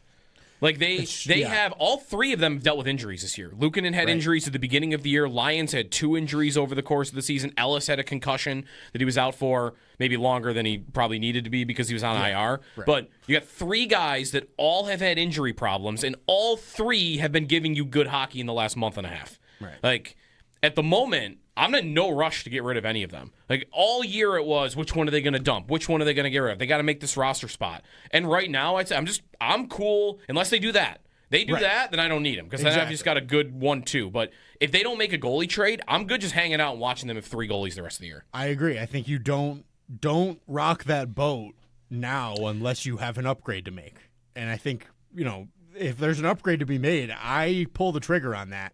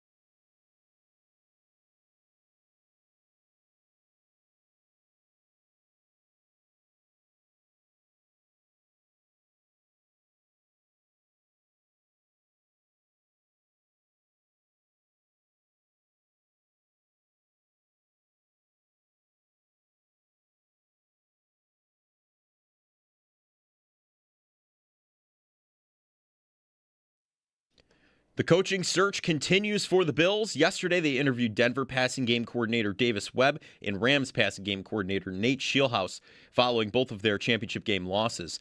They add to the list of Joe Brady, Brian Daboll, Lou Anarumo, Grant Udinsky, Anthony Weaver, and Anthony Lynn, who are still in the running. The Bills did interview Phillip Rivers, but he has since withdrawn consideration, and they were set to interview former Dolphins head coach Mike McDaniel, which ended up falling through. We'll keep you posted on more as the coaching updates pour in. The Sabres are in action tonight on the road, taking on the Maple Leafs. Lindy Ruff with an update on Josh Norris. He wasn't very optimistic they'll get him back before the Olympic break. Puck drop is set for 7 o'clock tonight in Toronto. All of your action will be right here on WGR Sports Radio 550. Around the NFL, the Raiders completed second interviews with both Joe Brady and Davis Webb for their head coaching vacancy. The former Giants interim coach Mike Kafka will join the Lions in a, quote, high-ranking offensive staff role. And ESPN's Josh Weinfuss reports the price for Kyler Murray starts with a third-round pick. That's your Paddock Chevrolet Sports Headlines. Paddock Chevrolet celebrating 90 years of being your hometown dealership. I'm Joe Cali for WGR Sports Radio 550.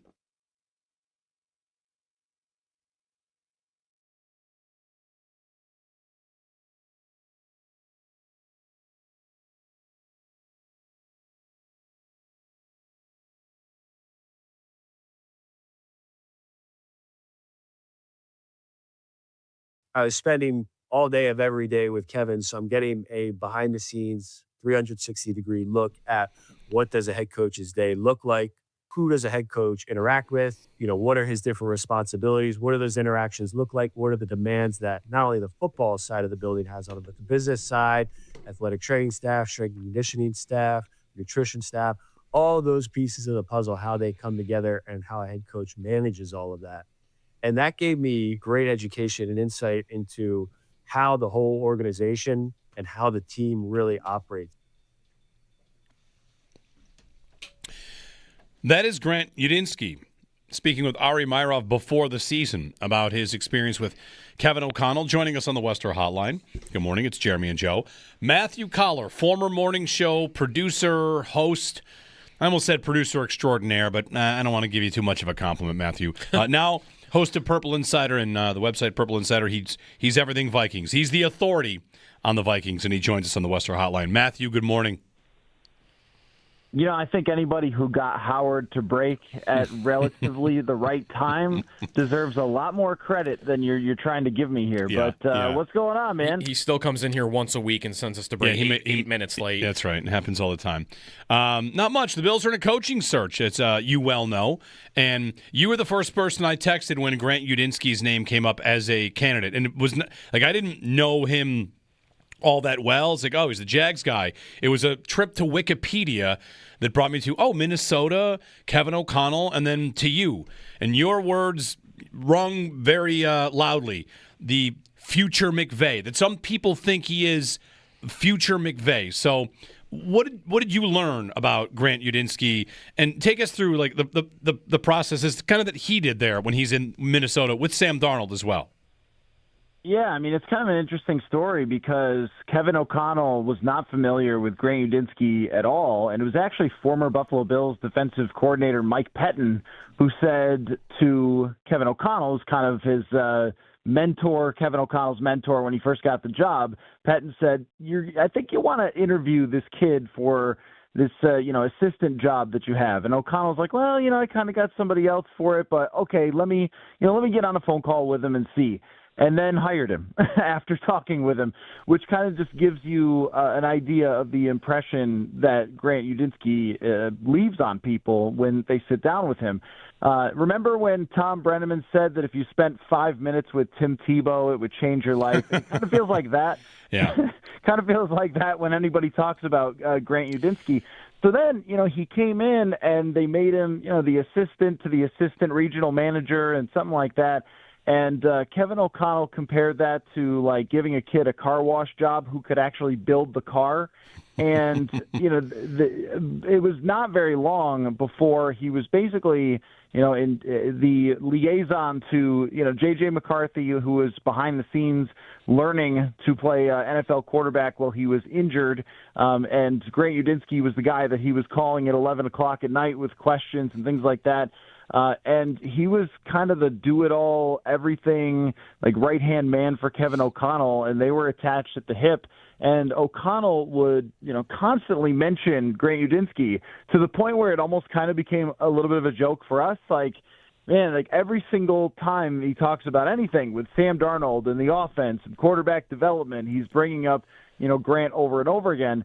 And, my thought was that he would sort of develop into someone that they move slowly up the ranks, like a Kevin Stefanski, and then 5 years later we would eventually see him, getting some attention. And then Liam Cohen, who has the connection to Sean McVay as well, he had an interview with him with the Jaguars, and he decides to make him his offensive coordinator. So, I think that it says a lot about Grant Udinsky and just, that type of person. I think Sean McVay, it's like a real recognizes real type of thing. Yeah. Like I think McVay and O'Connell and everybody from that tree sort of identifies somebody that's like them, somebody that fits in their type of culture that's as psychotic about football, but also I think are great, great, great communicators and people persons, if that's a way to put it. Like they really make personal connections with people beyond just like, hey, I know X's and O's. And I think that Grant Udinsky fit in extremely well, and Kevin O'Connell was very sad to see him go. I think I said upset when I texted you, but I'd put it more of like dang, like I didn't think he was going to go that quickly. Like he thought he had a secret weapon, but the secret is out on this guy. You know, Matthew, like you mentioned McVay and O'Connell, and we've got a little bit of proof of concept in the NFL right now of hot shot, young offensive mind that also can captivate people. You're mentioning the Tom Brenneman story about Tim Tebow. I remember Andrew Whitworth talking about McVay and saying, like, when he got the job, we're like, who is this guy? And within 5 minutes, he's like, all right, I'm on board with whatever he says, I'm into. Is Kevin O'Connell similar to this? Like, when you say, like, all these guys kind of recognize this trait, leader of men is a thing that a lot of people talk about with being a football coach. And a 30-year-old whiz kid doesn't always come across that way, yet McVay seems to get that. Is O'Connell of the same mind? Does it feel like Udinsky could, of course, like be of the same kind of in the same vein?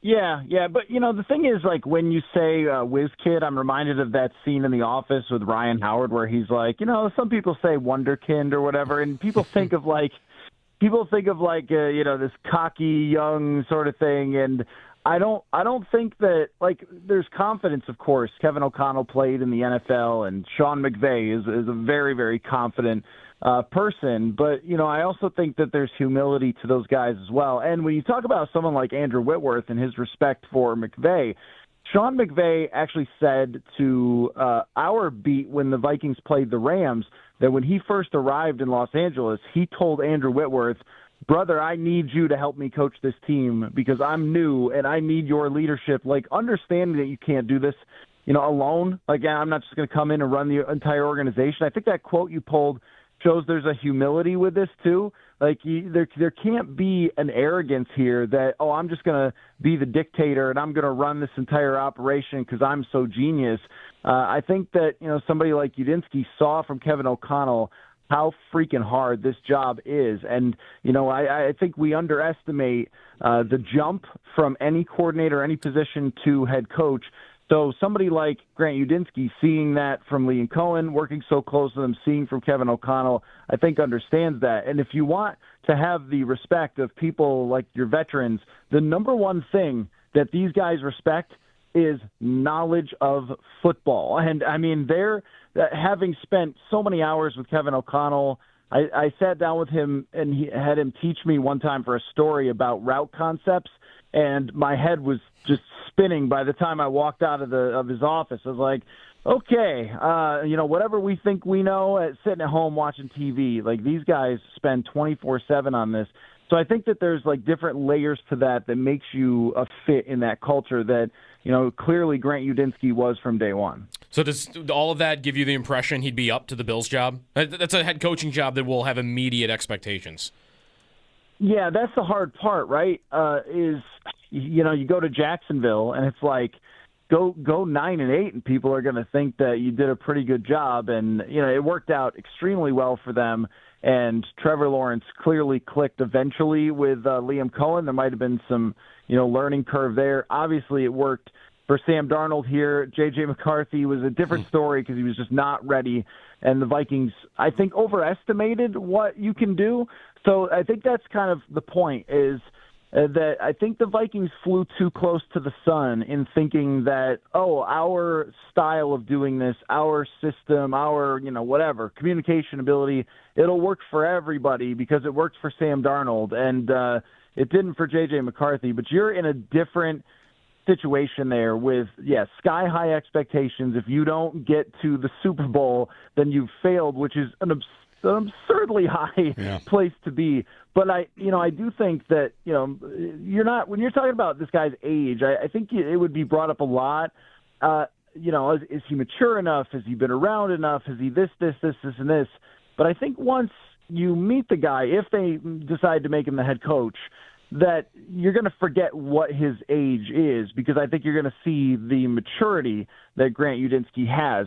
But it is a hell of a task to walk into. I mean, that is a job that no matter how much you follow around Kevin O'Connell, I mean, you're the one that they call at 4 a.m. when Jordan Addison's decided to drive 140 miles an hour. You're the one when there's a conflict between, the person who works in the training room and a player. You're the one that the agent is calling. There's so much to that job that I think it's very, very hard to prepare anyone for it. Yeah. Matthew Coller on the Western Hotline. He covers the Vikings, purpleinsider.com, and the Purple Insider podcast. I was going to ask one last thing about, Kevin O'Connell. I once asked you, he gets a lot of credit for it. You said the people person stuff, and the viral moment, he's walking out the field talking to Anthony Richardson, I think, and people kind of gave him a lot of credit for that. Here's someone that is always trying to lift others up. And I asked you, of all the coaches in the league, where would he rank for you? And you said, maybe McVay 1 and Kevin O'Connell 2. Has any of that taken a hit with what Darnold has been able to do? You said, the flew too close to the sun. How much are the Vikings wearing that with their fans right now? Oh yeah, they're wearing it. Okay, I mean, this is compared here to the Herschel Walker trade. If people are not familiar with the Buffalo Bills losing all those Super Bowls, has a lot to do with the Vikings trading for Herschel Walker and giving $1 million draft picks to the Cowboys to build their dynasty. But with Kevin O'Connell, certainly there are a lot of coaches in the league that you would put way up there with McVay in terms of schematics and how they run their team. Kyle Shanahan is certainly phenomenal. We've seen this from Mike McDonald, just been incredible.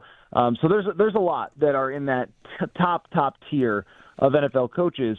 I think with Kevin O'Connell, if I was picking coaches that I would want to play for, he's way, way up there. I think there are clearly blind spots, but I also think that they just made a catastrophic mistake based on a very small amount of information, and they had a plan to take advantage of the rookie quarterback contract, and the final impression that Sam Darnold left on them in 2024 was melting down in the playoffs, and they said, well, we're going to go to our kid that we drafted, and we're going to roll the dice, and it came up snake eyes because J.J. McCarthy was E.J. Manuel. If you compare their stats, 10 starts to 10 starts side by side, first 10 starts, it's the same exact guy. It's the same exact questions. It's the same exact problems.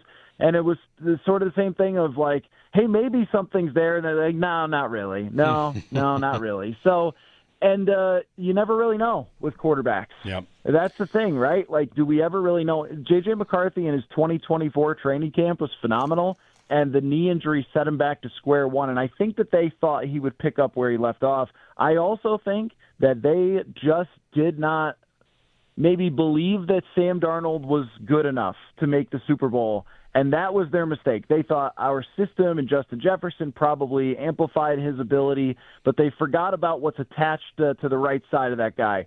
And they forgot what's also in the middle of that guy, which is the biggest damn heart of anybody that I've ever covered with Sam Darnold, because he went through so much freaking crap with seeing ghosts. I mean, the guy, every pass he'd throw for 10 years, seeing ghosts.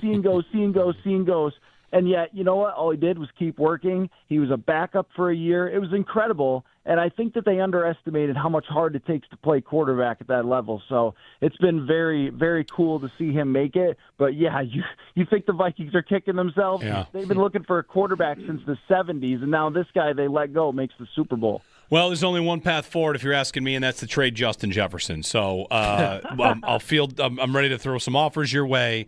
No, I don't anticipate that's going to happen. So Jordan Addison, maybe. No. Jordan Addison, maybe. Yeah. If depending on are the state troopers still out there on the highway? Yeah. I need to buy him a driver. Yeah. Matthew, thank you as always. And if they hire Udinsky, if you could, see if Kevin O'Connell will come join us. We'll chat with him if he's got time for it. Thanks, Matthew. I promise you, if you ask, that he probably would, because that's how strongly he feels about Grant Udinsky. Really? All right. Well, we'll keep that. We'll keep that in mind. Thanks, Matthew. Thanks, guys. Matthew Coller. We're just going to ask for Kevin O'Connell if they hire Grant Udinsky. Yeah, let's do it. We will. Yeah. Dibs. Tell the afternoon show. Dibs. And then we can never have him again when we ask what it'll take to trade for Justin Jefferson. He hangs up the phone. Yeah. I don't want to trade for Justin Jefferson. I mean, I kind of do, but what? No. Come on. Just go get Connor. You could draft one too. Justin Jefferson. He's like the third best receiver ever. He's up there. 803-0550. I've got trivia for you, Super Bowl trivia. We're wide open for calls for the next 40 minutes on the coach search, waiting for the next little morsel of information to come down. The best I've got is the Steelers' defensive coordinator. All right. They are going to hire Patrick Graham will be the Steelers' next defensive coordinator. Love to talk about the Steelers. The Steelers are doing it again. They're doing it again. They fired Tomlin to just be the same team. It's truly amazing. I don't think they'll have this coach for 15 to 20 years, though, would be my guess. Yep. All right. 803-0550, the number to join us on WGR.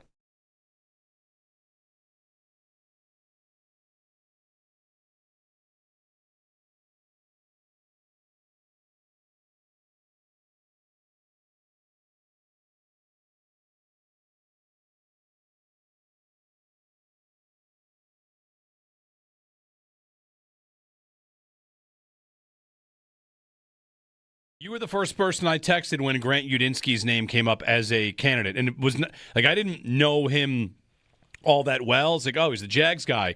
It was a trip to Wikipedia that brought me to Minnesota, Kevin O'Connell, and then to you. And your words rung very loudly. The future McVay. That some people think he is future McVay. So. What did you learn about Grant Udinsky? And take us through like the process is kind of that he did there when he's in Minnesota with Sam Darnold as well.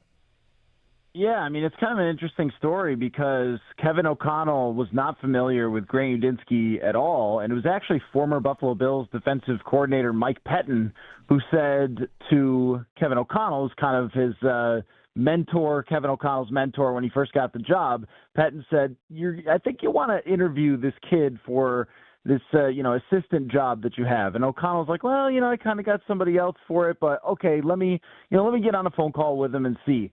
And then hired him after talking with him, which kind of just gives you an idea of the impression that Grant Udinsky leaves on people when they sit down with him.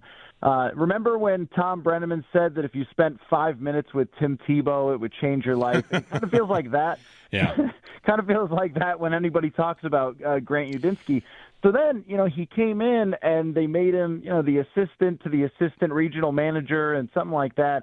And Kevin O'Connell compared that to like giving a kid a car wash job who could actually build the car. And, it was not very long before he was basically, in the liaison to, J.J. McCarthy, who was behind the scenes learning to play NFL quarterback while he was injured. And Grant Udinsky was the guy that he was calling at 11 o'clock at night with questions and things like that. And he was kind of the do-it-all, everything, like right-hand man for Kevin O'Connell, and they were attached at the hip. And O'Connell would, constantly mention Grant Udinsky to the point where it almost kind of became a little bit of a joke for us. Like, man, like every single time he talks about anything with Sam Darnold and the offense and quarterback development, he's bringing up, Grant over and over again. And, I mean, my thought was that he would sort of develop into someone that they move slowly up the ranks, like a Kevin Stefanski, and then 5 years later we would eventually see him, getting some attention. And then Liam Cohen, who has the connection to Sean McVay as well, he had an interview with him with the Jaguars, and he decides to make him his offensive coordinator. So, I think that it says a lot about Grant Udinsky and just, that type of person. I think Sean McVay, it's like a real recognizes real. It definitely is worth mentioning, though, that the three goalie problem has become a three goalie strength. Like they have all three of them dealt with injuries this year. Luukkonen had injuries at the beginning of the year. Lions had 2 injuries over the course of the season. Ellis had a concussion that he was out for maybe longer than he probably needed to be because he was on IR. Right. But you got 3 guys that all have had injury problems, and all 3 have been giving you good hockey in the last month and a half. Right. Like at the moment, I'm in no rush to get rid of any of them. Like all year it was, which one are they going to dump? Which one are they going to get rid of? They got to make this roster spot. And right now, I'd say I'm cool unless they do that. They do that, then I don't need them because then I've just got a good 1-2. But if they don't make a goalie trade, I'm good just hanging out and watching them have 3 goalies the rest of the year. I agree. I think you don't rock that boat now unless you have an upgrade to make. And I think, if there's an upgrade to be made, I pull the trigger on that.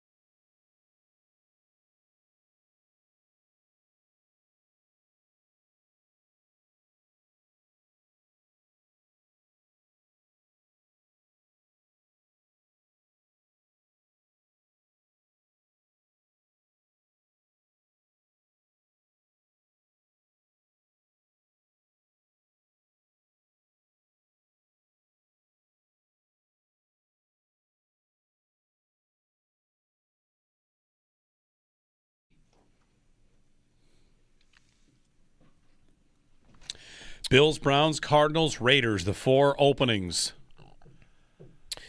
I'm looking right now at all the head coaches in the NFL that have worked on McVay or Shanahan's offensive staff, and I only see one that has a losing record. You want to guess who it is? Mike McDaniel? Nope. Who? Winning record. Zach Taylor. Oh, right. Zach Taylor has a losing record by 11 games. Yeah. He's 5-1 in the postseason, but yeah. 52-63 for Taylor. Everybody else, LaFleur, O'Connell, Cohen, McDaniel, I think there's one more, all have winning records. Just the offensive guys. There's defensive guys on their staffs that haven't done so well. Brandon Staley, for example. Robert Saleh. Yeah. All right. 803-0550. We'll get a call in here. Time for the call before the break, and we'll take a break. Ron on the other side. Trivia. Super Bowl trivia on the other side as well. And Sabres Leafs preview coming up at 9:30. Jeremy and Joe on WGR.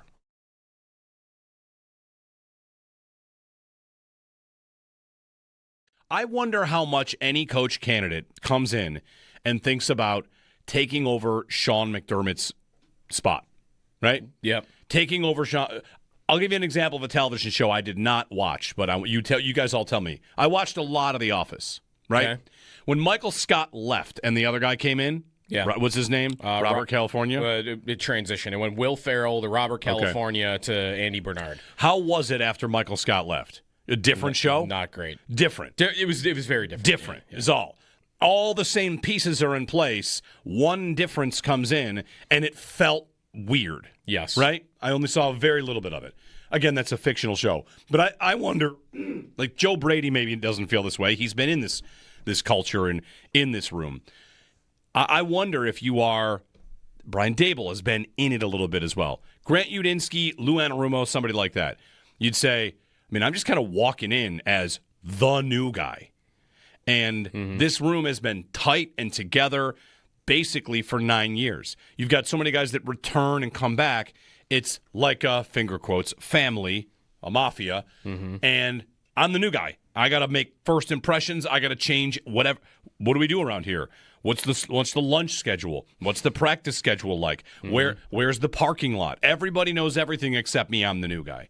And I just wonder about that. Whereas another job, it might just be Clint Kubiak comes in with the Raiders, and actually nobody cares about anything because nobody ever did. Right. You get a blank canvas instead of, there is no real set way of doing things because Right. they've had so much turnover and, Right. Like a lot of those players haven't probably been there as long as some of the Bills have. There's a million different metaphors I could use. Again, not to say it's bad, just I wonder about how this works on a candidate. Hey, here you go. It's a fully furnished house.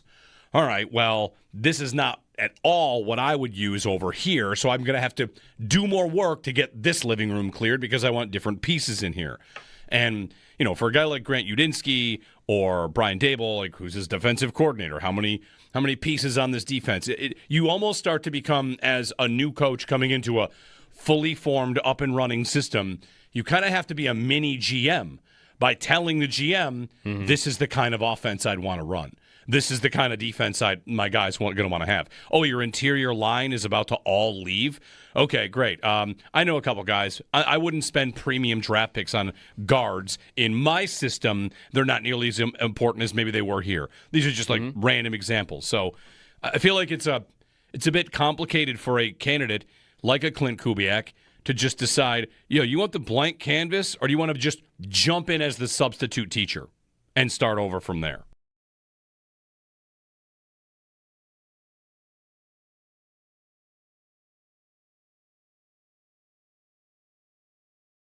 And on top of that, Paul, we were talking about the goaltending earlier. I mean, like statistically, since the win streak started in early December, all three of them have played well, but especially Lyon and Luukkonen.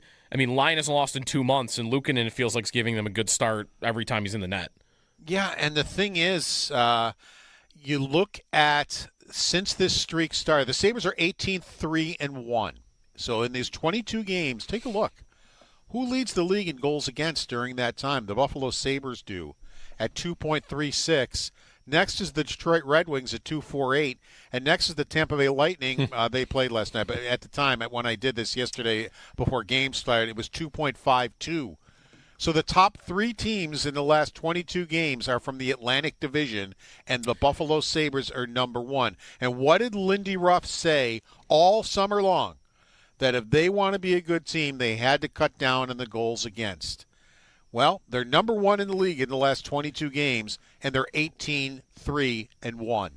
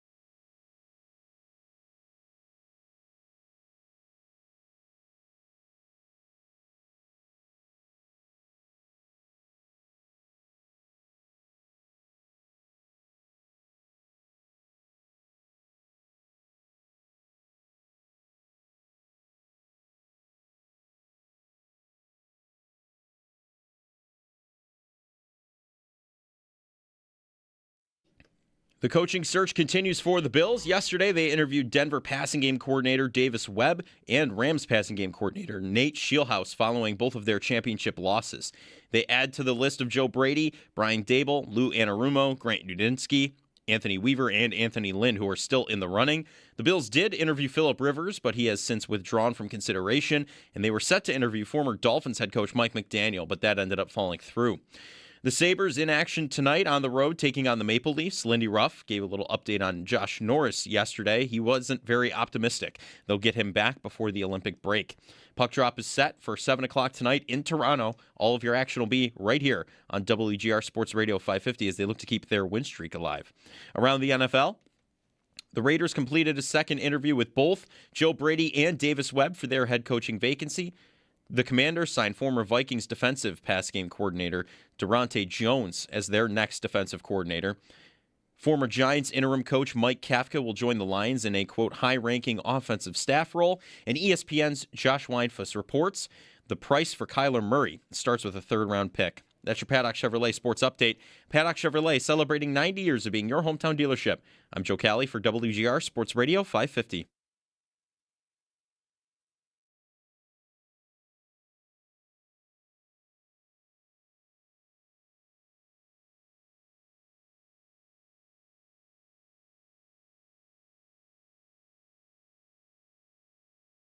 Well, Evans and trivia in a little bit. Put your thinking caps on. Super Bowl trivia on your way. I'm too busy, though. I spent the entire break looking at Antarctica. Oh. Yeah. Why? Learning as much as I could about Antarctica. Yeah. Because I did do that, actually. I mentioned maybe on the air that a friend of mine's father is running a marathon in Antarctica for the second time. Yeah. And after I did that, I think I read the next day. I think I read the entire Wikipedia page of Antarctica. Yeah, I'm on like lighthouses and research stations. Yeah. The reason I'm on that is driving in this morning, listening to WBEN. There is an opportunity to get a job if you want to go to Antarctica. The British Antarctic Survey has launched a New Year's push to find people to work there. Okay. You don't need to be a scientist. They want plumbers. They want chefs. They want everybody to just work at the station. Radio hosts? I don't know about that. Will your at-home unit work in Antarctica? They must have Wi-Fi, right? They gotta have Wi-Fi. I don't know what they do. I don't know what they do and don't have. But Brian Mazurowski made the joke, like, how cold could it be there? How much colder could it possibly be? Because today, leaving the house, it was -10 on the real feel. Right. So I immediately searched, like, how cold is it in Antarctica today? And the place I found on my weather app was Vostok Station. Okay. Where today the temperature is -26. That's the temperature? Right now, yeah. But the real feel is 3. It's minus 32. Yikes. Yeah. The lows this week in Antarctica, not real feel, but the low is minus 47. Yikes. With the real feel being minus 53 overnight. I thought I read, again, I had just read this Wikipedia page, that their record is below 100. Like, it's been minus 100 there before. Yeah, it sounds right. Yeah. Minus 138.5. Yeah. It's a big place, though. You know, like, if you have on the coast, it's a little warmer. It's a dry cold. It's a dry cold. Yeah, live on the coast. You know, it's like there's probably beaches, snow beaches in Antarctica. 803-0550 is our phone number. All right, so coach search continues. No news. We have a new run game coordinator in Baltimore. Oh, great! Fire it up! Congratulations to that individual. But it's been a quiet morning. The biggest news yesterday was Adam Schefter's report that he wouldn't be surprised if all of the jobs were filled by tomorrow. Yep. And for the Bills, we think it's down to 1 of 4. 3 of them know Josh Allen and would have been a teammate or coach of his. 3 of the 4. The 4 being Davis Webb, Brian Dable, Joe Brady. And then Grant Udinsky does not have a prior relationship. You don't think Nate Scheelhaus is a real candidate? Sorry, forgot about him. He was just added yesterday. A lot of the graphics, like Schefter didn't say Scheelhaus. Right. Schefter said those night. 4. Could Scheelhaus be a real candidate? Sure. Maybe he goes in and blows them away. The more, like, even Matt Coller's conversation there a little bit, the more and more content that I consume about Udinsky or Scheelhaus, those are my 2 favorite ideas. How much of that is just because that they're completely removed from Allen? Is that most of it? That's a good amount of it. Because you'd rather be Shanahan McVay linked than just Josh Allen linked. I want to see, and maybe this doesn't have to go well, because those systems in San Francisco and in LA are not always the best, or not always wanting a quarterback to go off structure, right? It wants everything within the structure of the offense. And we know that's not really Josh Allen. But I don't know that we've ever seen it tested. What does a superhuman freakazoid like Josh Allen do in a system like that Brock Purdy runs, or that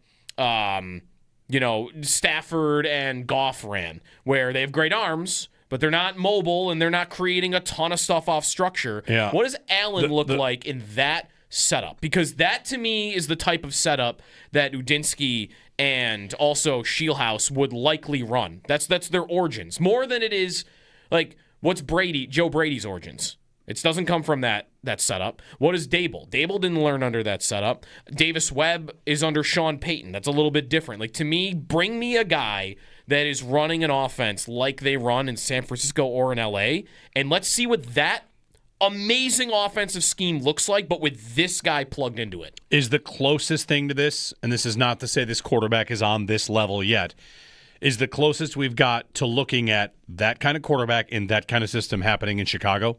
With Caleb Williams?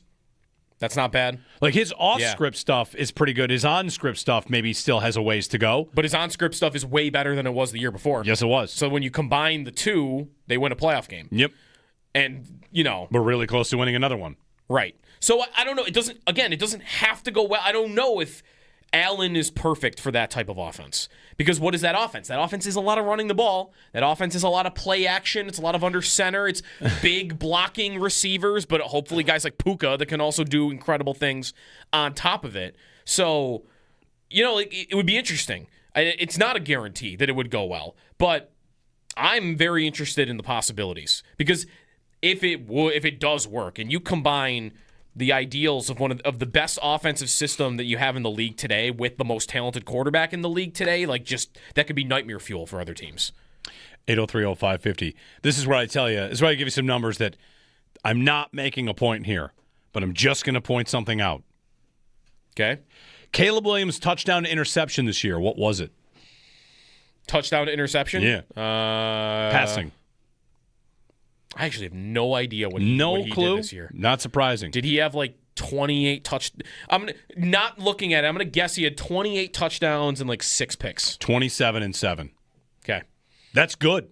That's very good. 27-7, 3,942 yards passing the football. Josh Allen passing the football. Touchdowns, interceptions, 25-10. Yeah. Fewer touchdowns, more picks, fewer yards throwing, and running the football.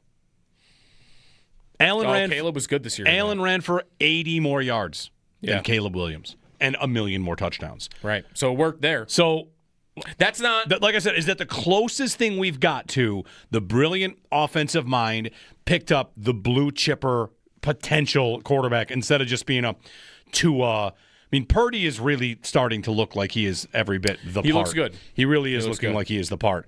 But I know what you're saying. And for McVay, if McVay ever got his hands on a guy that could run more than, a half a yard, granted Stafford did just go for like 20 yards in the last game, I get it. It feels like we're always talking about the superhuman quarterback or the superstar offensive system. Yeah. And it's either Chicago or I guess I should say, obviously, it's Kansas City. Right. Mahomes is off-script guy in structure all the time under Andy Reid, although the last 2 years it's not exactly gone the same. Yeah, and these two guys, that's where Shieldhouse and Udinsky would stand out a little bit from the others for me. And I know that, I just looked up, what's the record of the guys that have worked on offensive staffs with Shanahan and McVay? Their combined record is 219, 165, and 2. It's a really good record. 219, 165, and 2. Okay. It's a very good record. And that's the guys that have worked on those staffs. That's what Shieldhouse has done. Now, Udinsky has not, but both guys that he's worked under did. Liam Cohen was the offensive coordinator with the Rams under Sean McVay, and O'Connell was the offensive coordinator under Sean McVay in L.A. So while he didn't directly work with one of those two, he did directly work with two guys that did and have had success early on as head coaches. So, to me, he's close enough. Those two ideas, sitting here right now, would be, I think, my favorite ideas. I don't know how real a candidate Shieldhouse would really be to them, though. Why should it be any different, I guess, than Udinsky? Right. The only difference is they weren't able to talk to him a week later than they were able to talk to Udinsky. 803-0550, the phone number. Matt in Holland. Matt, good morning. Hey, guys. Couple of comments. I don't have any confidence in the hiring from Pegula. The fact that they took a look at Phillip Rivers, who's coaching high school.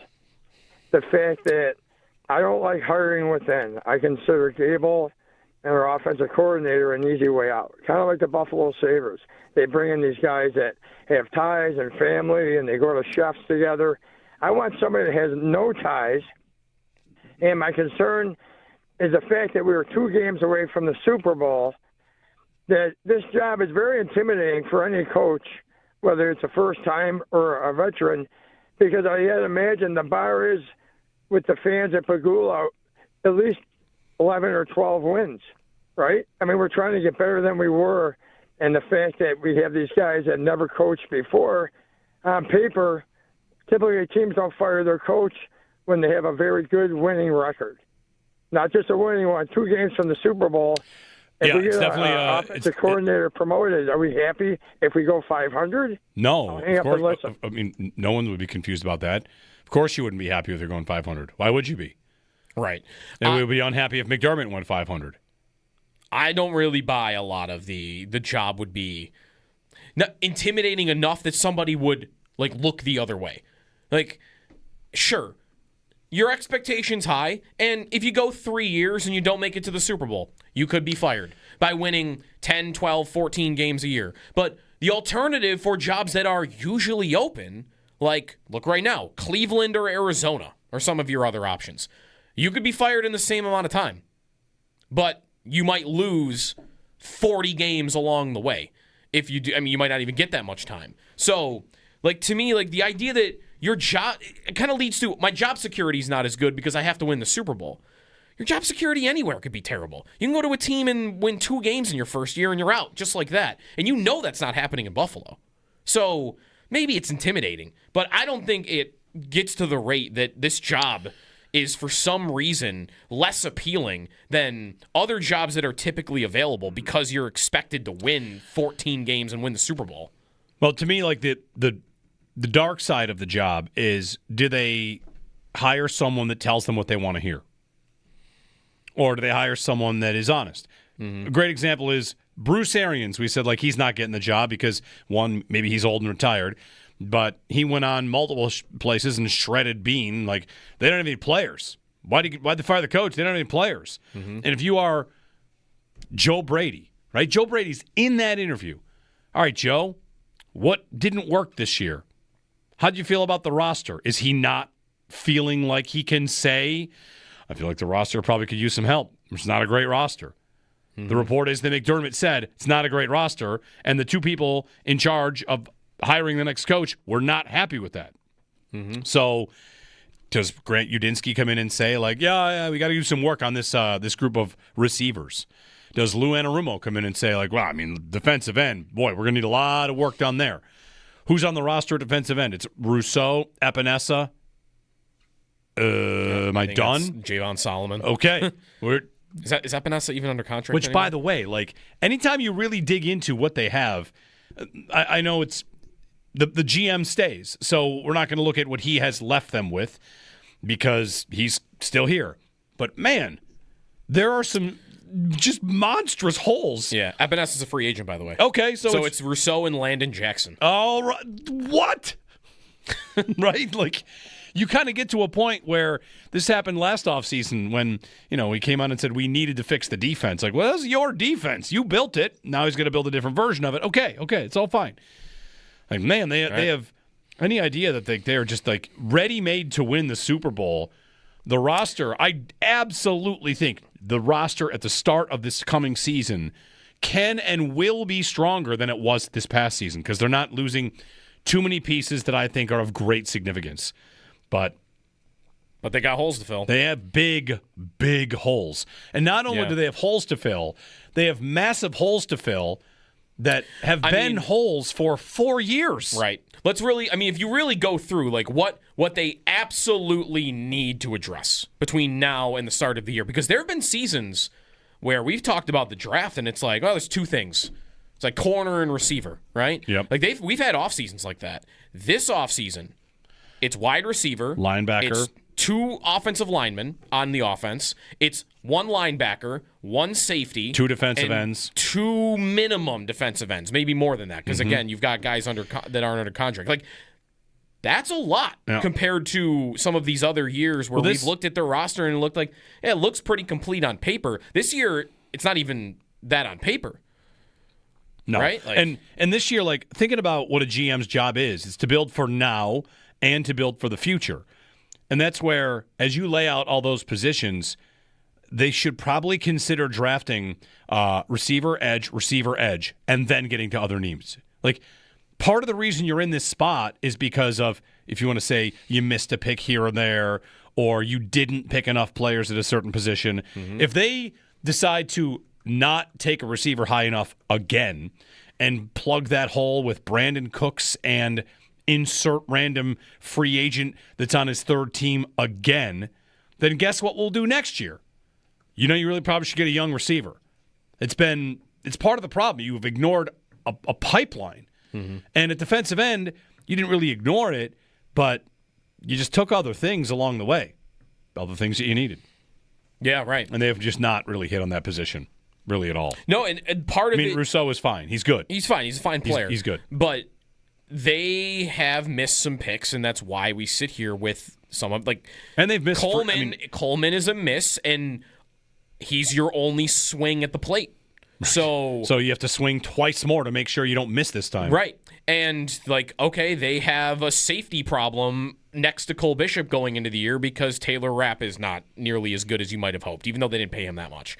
And, linebacker is that a little bit. Maybe if Dorian Williams was – I don't think he's a bad player, but if he was better, then maybe you go into next year and think, oh, we're fine. Yeah. We have two linebackers, but no, you're not at that point of comfort where you need that.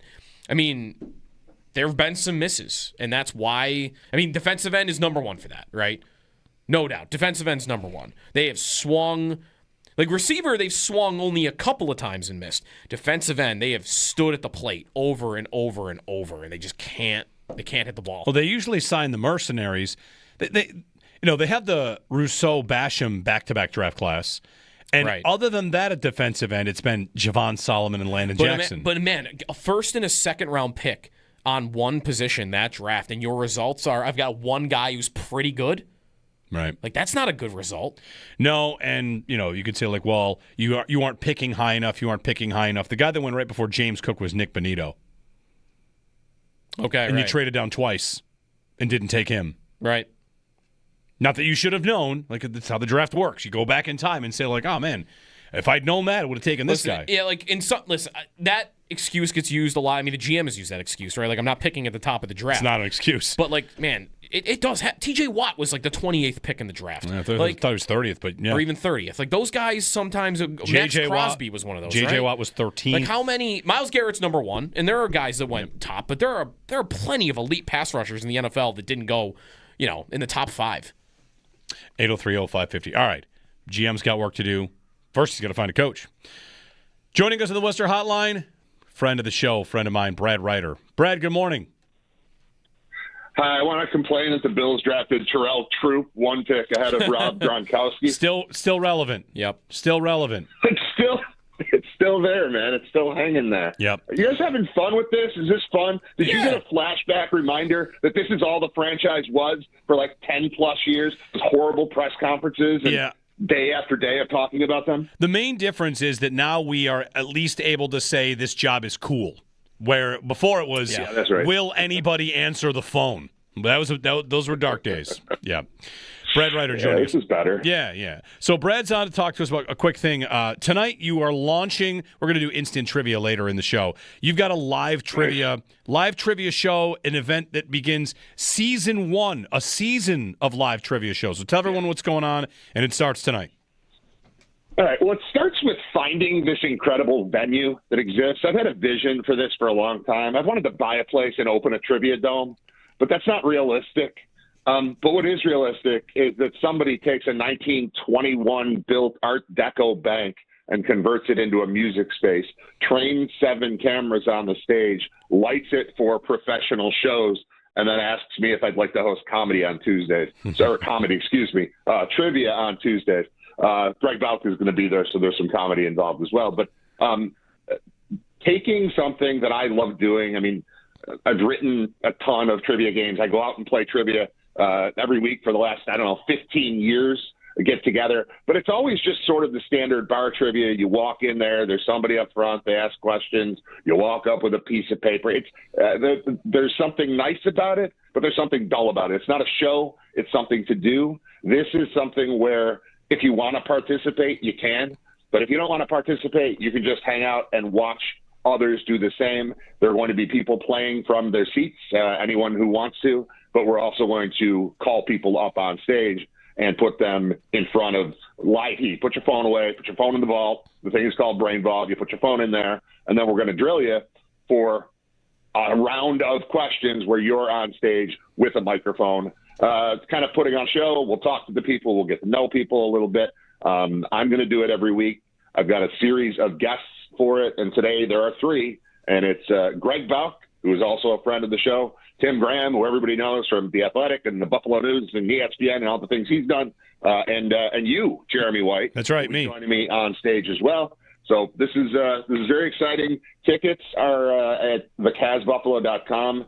Doors at 5:30, show from 7. We're out of there at 9, so you can do it on a school night, work night, whatever you want to call it. Yep. All ages show. It's not built for kids, but if a kid is tagging along, it's not going to hurt us. But that's the plan for tonight. Very excited about it. And with those cameras, while we're not like streaming the thing live, I'm going to have access to a full 7-camera shoot of the entire show that eventually, as we progress with this, I'm planning on turning into like a YouTube video show.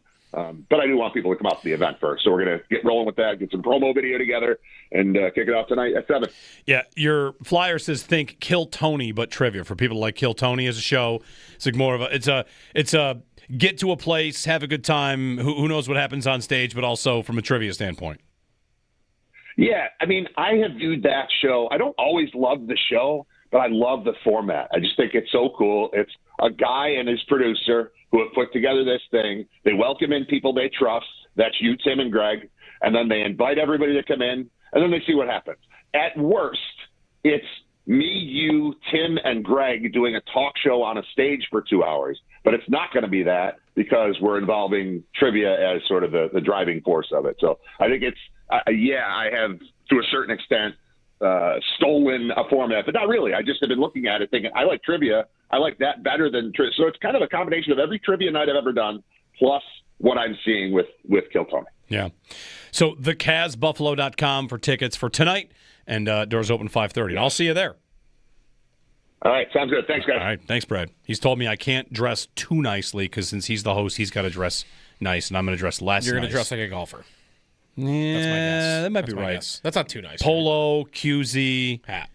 Yeah, definitely a hat. No doubt about that. There you go. What did That's not. No one would ever say too nice if you're wearing a polo. You're dressed nice, but never too nice. Too nice is wearing like a tux. Right, or a full suit, yeah.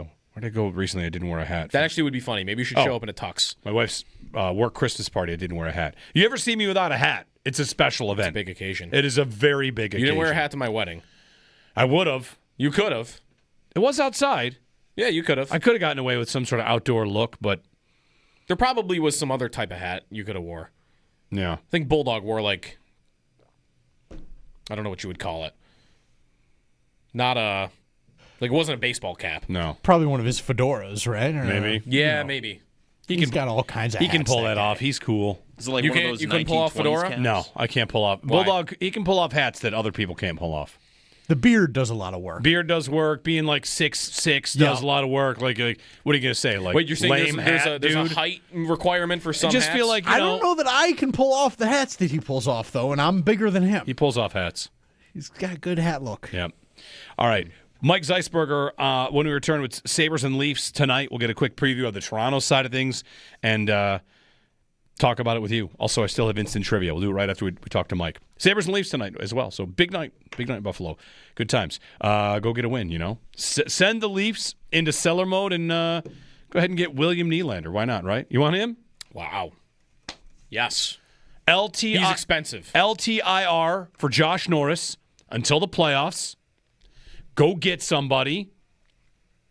Well, if the activate Leafs, him. The Leafs are sellers. I mean, you take Norris and put him on your LTIR. No, you keep him here, and then he's on the team when you go to the playoffs because they didn't close that loophole yet, right? It's only been talked about.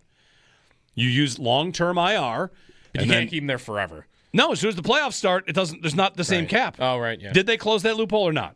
Well, they did, but not until this coming offseason. Right. Okay. I think this is the last year. This is the they're last doing year. it. Yarmo got one more chance, man. One more chance to skirt the cap. Wow, I have not thought about and this just yet. You're right. Put $8 million on long-term IR. They should do that. Yeah. They should make a big trade and put Norris on LTIR until day one of the playoffs. 100%. Wow. Imagine what a change that would be after being the let's trade for Ben Bishop team for so long to now we're using LTIR. Let's do it. 803-0550. Mike Zisberger and some Super Bowl trivia next.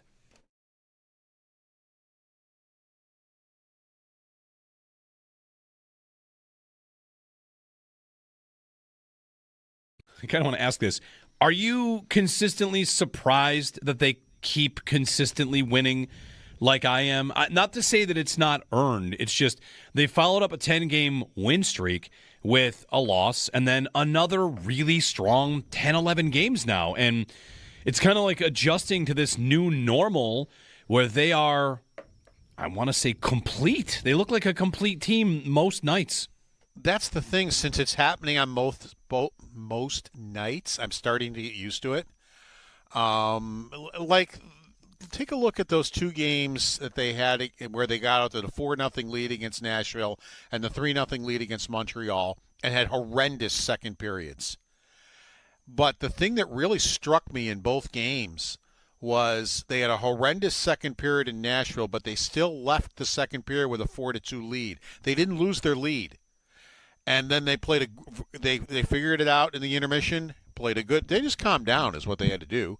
And they did. And they had a good third period and won. And then the next game in Montreal, they're up 3-0. Had a horrendous second period, but left the second period with a 3-2 lead. So in neither game did they lose their lead totally. You know, the other team dug into their lead, but they didn't lose it. They still had the lead when they left, and both times they played good third periods. They calmed themselves down, played good third periods, and won. That's the biggest thing, because I will guarantee you last year they would have lost both those games. Easily, they would have lost both those games.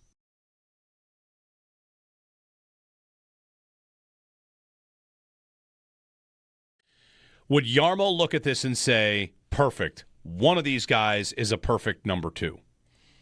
Yes. Because Which of the one of these two, Lyon or Luukkonen. Luukkonen, is a perfect number 2. And if I'm going to try and build a Stanley Cup contender, I have to get somebody above them. Correct. Because the rumor out of Minnesota, I don't know how you feel about Wallstedt. Like, top goaltending prospect with Jesper Wallstedt, they are open to trading him. I mean, that's he's exciting. Really good. Yeah. He's really talented. They want a top 6 center.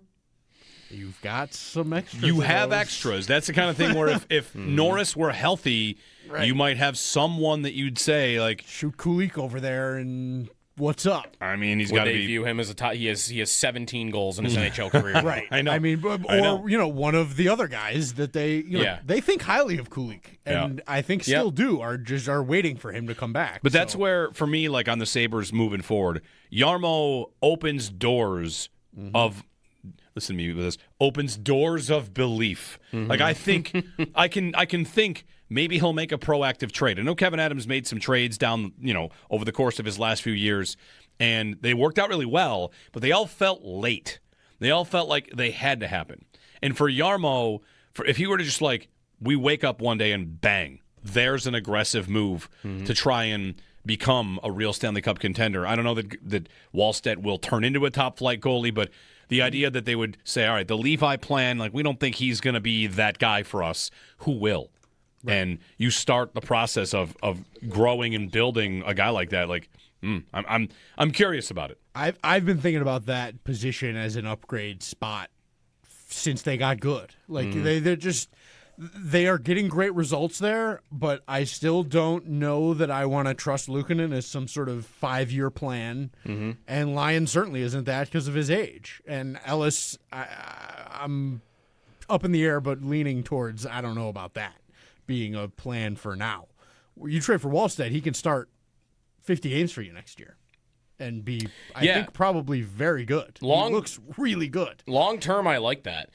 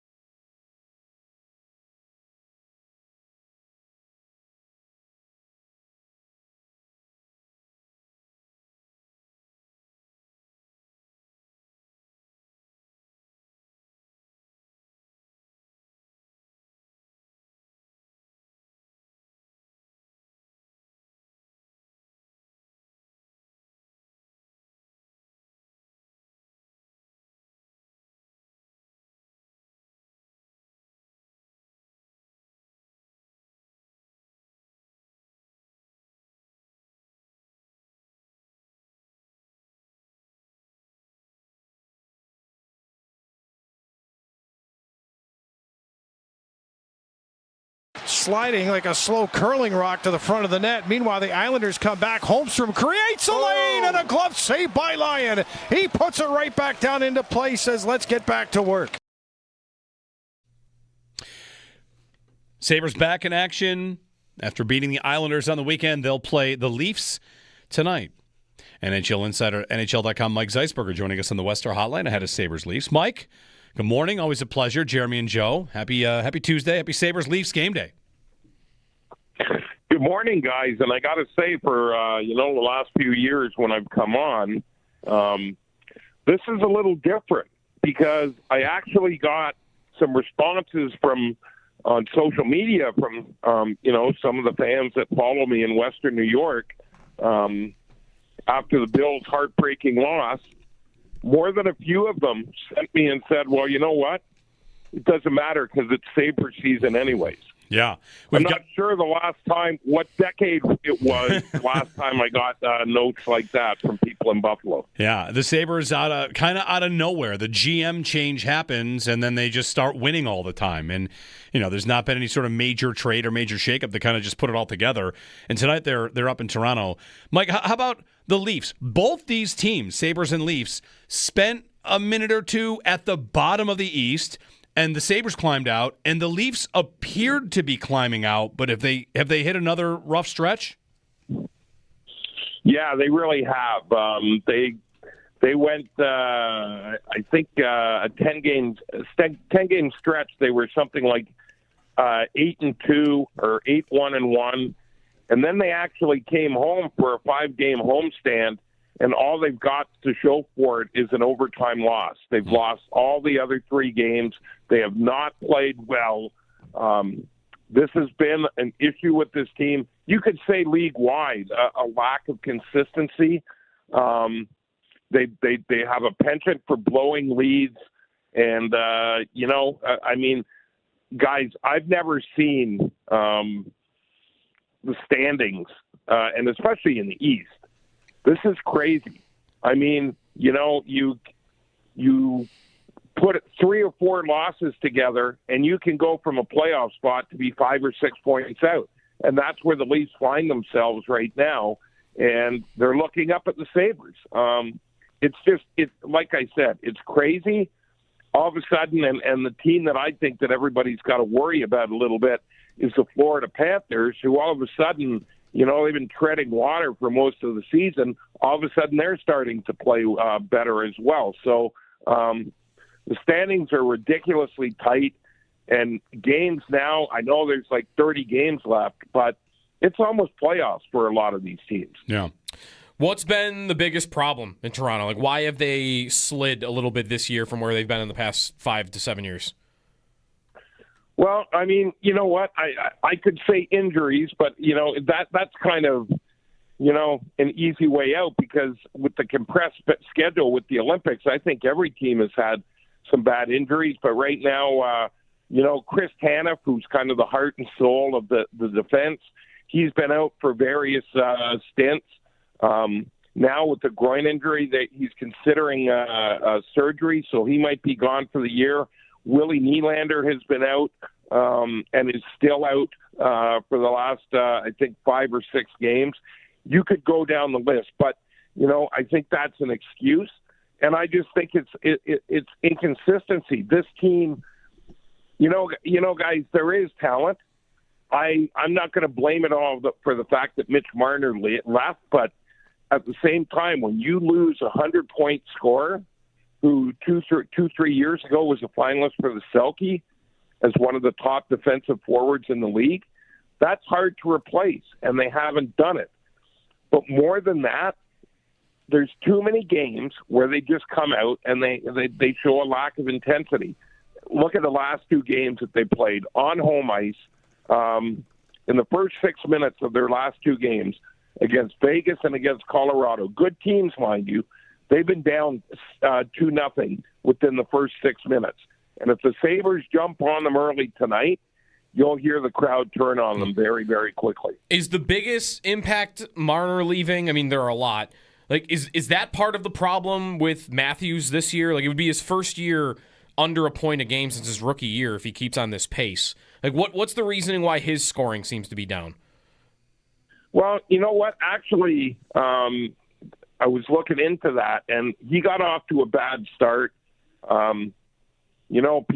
People were surmising maybe there was an injury that we didn't know about, but he just didn't play with the same explosiveness, I'd say, for the first 20 games. But he's been a different player the last 30 games, and specifically since November 29th, he has 16 goals, and there's only one U.S.-born player that has more, and that's Brock Nelson, who has 21.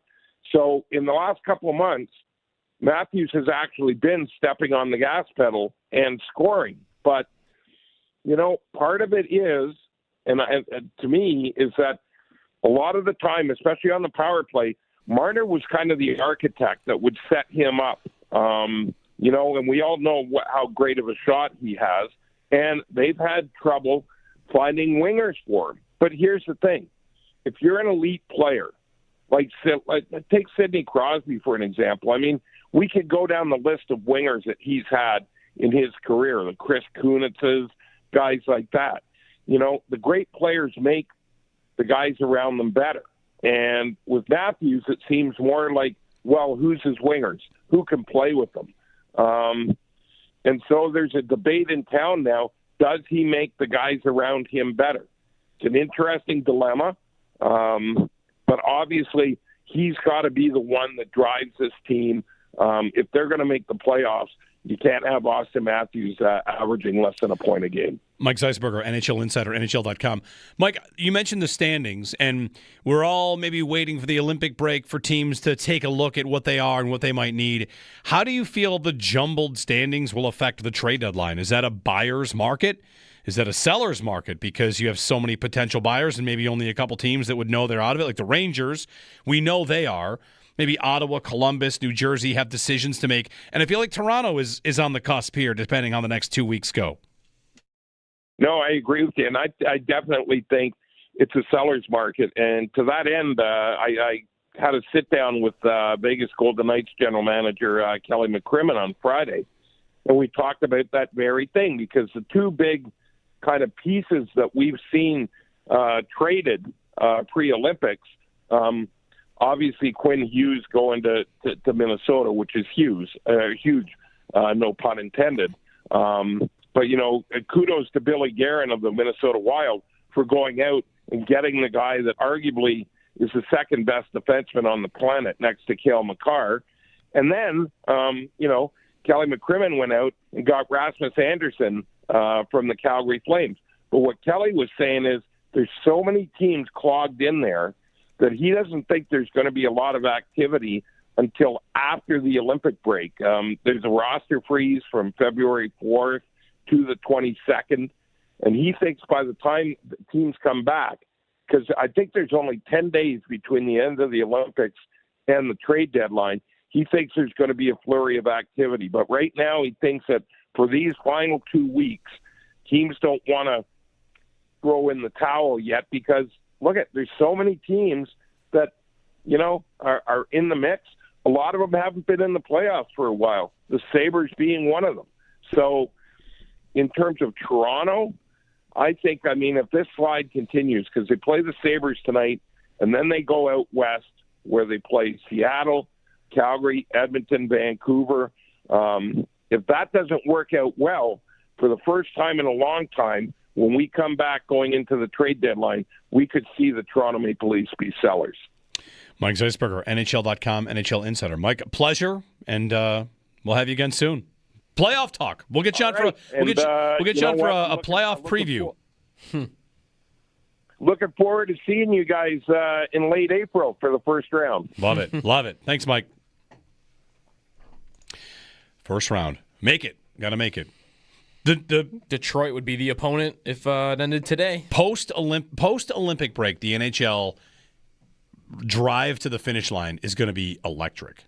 Yeah. Unless in the next 2 weeks you see a number of teams dropping out. Like the Sabres have a nice little cushion, kind of, right? Like a 4-point lead on the first team out, which is Florida. Yep. And then 6 at least on everybody else. Yeah. So you might get it to it where, like, if Washington and Toronto and New Jersey drop, where there's musical chairs and there's only going to be 2 teams that miss out that are actually competitors. Yep.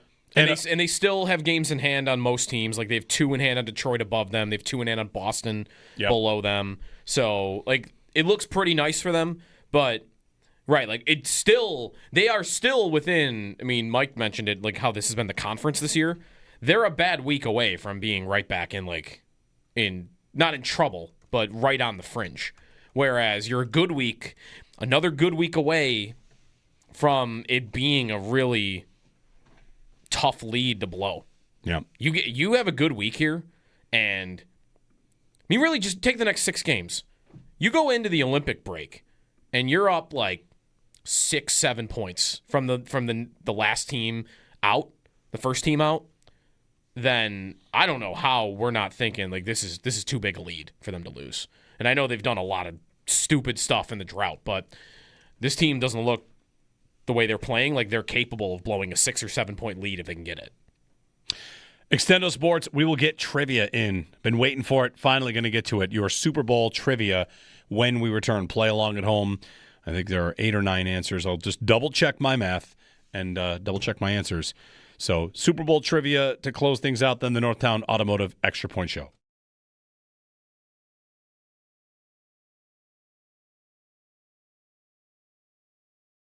I wonder how much any coach candidate comes in and thinks about taking over Sean McDermott's spot, right? Yep. Taking over Sean. I'll give you an example of a television show I did not watch, but you guys all tell me. I watched a lot of The Office, right? Okay. When Michael Scott left and the other guy came in, what's his name? Robert California? It transitioned. It went Will Ferrell to Robert California to Andy Bernard. How was it after Michael Scott left? A different show? Not great. Different. It was very different. Different is all. All the same pieces are in place. One difference comes in, and it felt weird. Yes. Right? I only saw very little bit of it. Again, that's a fictional show. But I wonder, like Joe Brady maybe doesn't feel this way. He's been in this culture and in this room. I wonder if you are, Brian Dable has been in it a little bit as well. Grant Udinsky, Lou Anarumo, somebody like that. You'd say, I'm just kind of walking in as the new guy.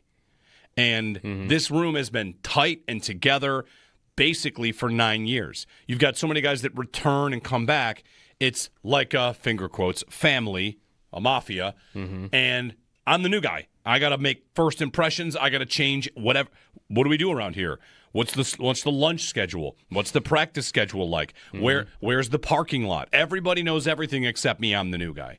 And I just wonder about that. Whereas another job, it might just be Clint Kubiak comes in with the Raiders, and actually nobody cares about anything because nobody ever did. Right. You get a blank canvas instead of, there is no real set way of doing things right. because they've had so much turnover and, Right. Like a lot of those players haven't probably been there as long as some of the Bills have. There's a million different metaphors I could use. Again, not to say it's bad, just I wonder about how this works on a candidate. Hey, here you go. It's a fully furnished house.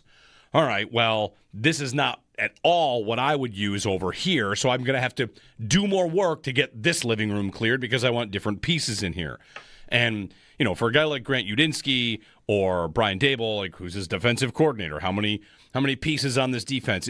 You almost start to become, as a new coach coming into a fully formed, up and running system, you kind of have to be a mini GM by telling the GM, this is the kind of offense I'd want to run.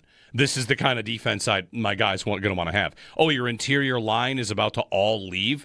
Okay, great. I know a couple guys. I wouldn't spend premium draft picks on guards. In my system, they're not nearly as important as maybe they were here. These are just like random examples. So I feel like it's a bit complicated for a candidate like a Clint Kubiak to just decide, you want the blank canvas or do you want to just jump in as the substitute teacher and start over from there?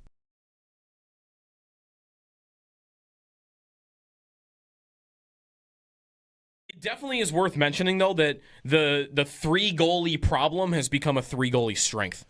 Like they have all 3 of them dealt with injuries this year. Luukkonen had injuries at the beginning of the year. Lions had 2 injuries over the course of the season. Ellis had a concussion that he was out for maybe longer than he probably needed to be because he was on IR. Right. But you got 3 guys that all have had injury problems, and all 3 have been giving you good hockey in the last month and a half. Right. Like at the moment, I'm in no rush to get rid of any of them. Like all year it was, which one are they going to dump? Which one are they going to get rid of? They got to make this roster spot. And right now, I'd say I'm cool unless they do that. They do that, then I don't need them because then I've just got a good 1-2. But if they don't make a goalie trade, I'm good just hanging out and watching them have 3 goalies the rest of the year. I agree. I think you don't rock that boat now unless you have an upgrade to make. And I think, if there's an upgrade to be made, I pull the trigger on that.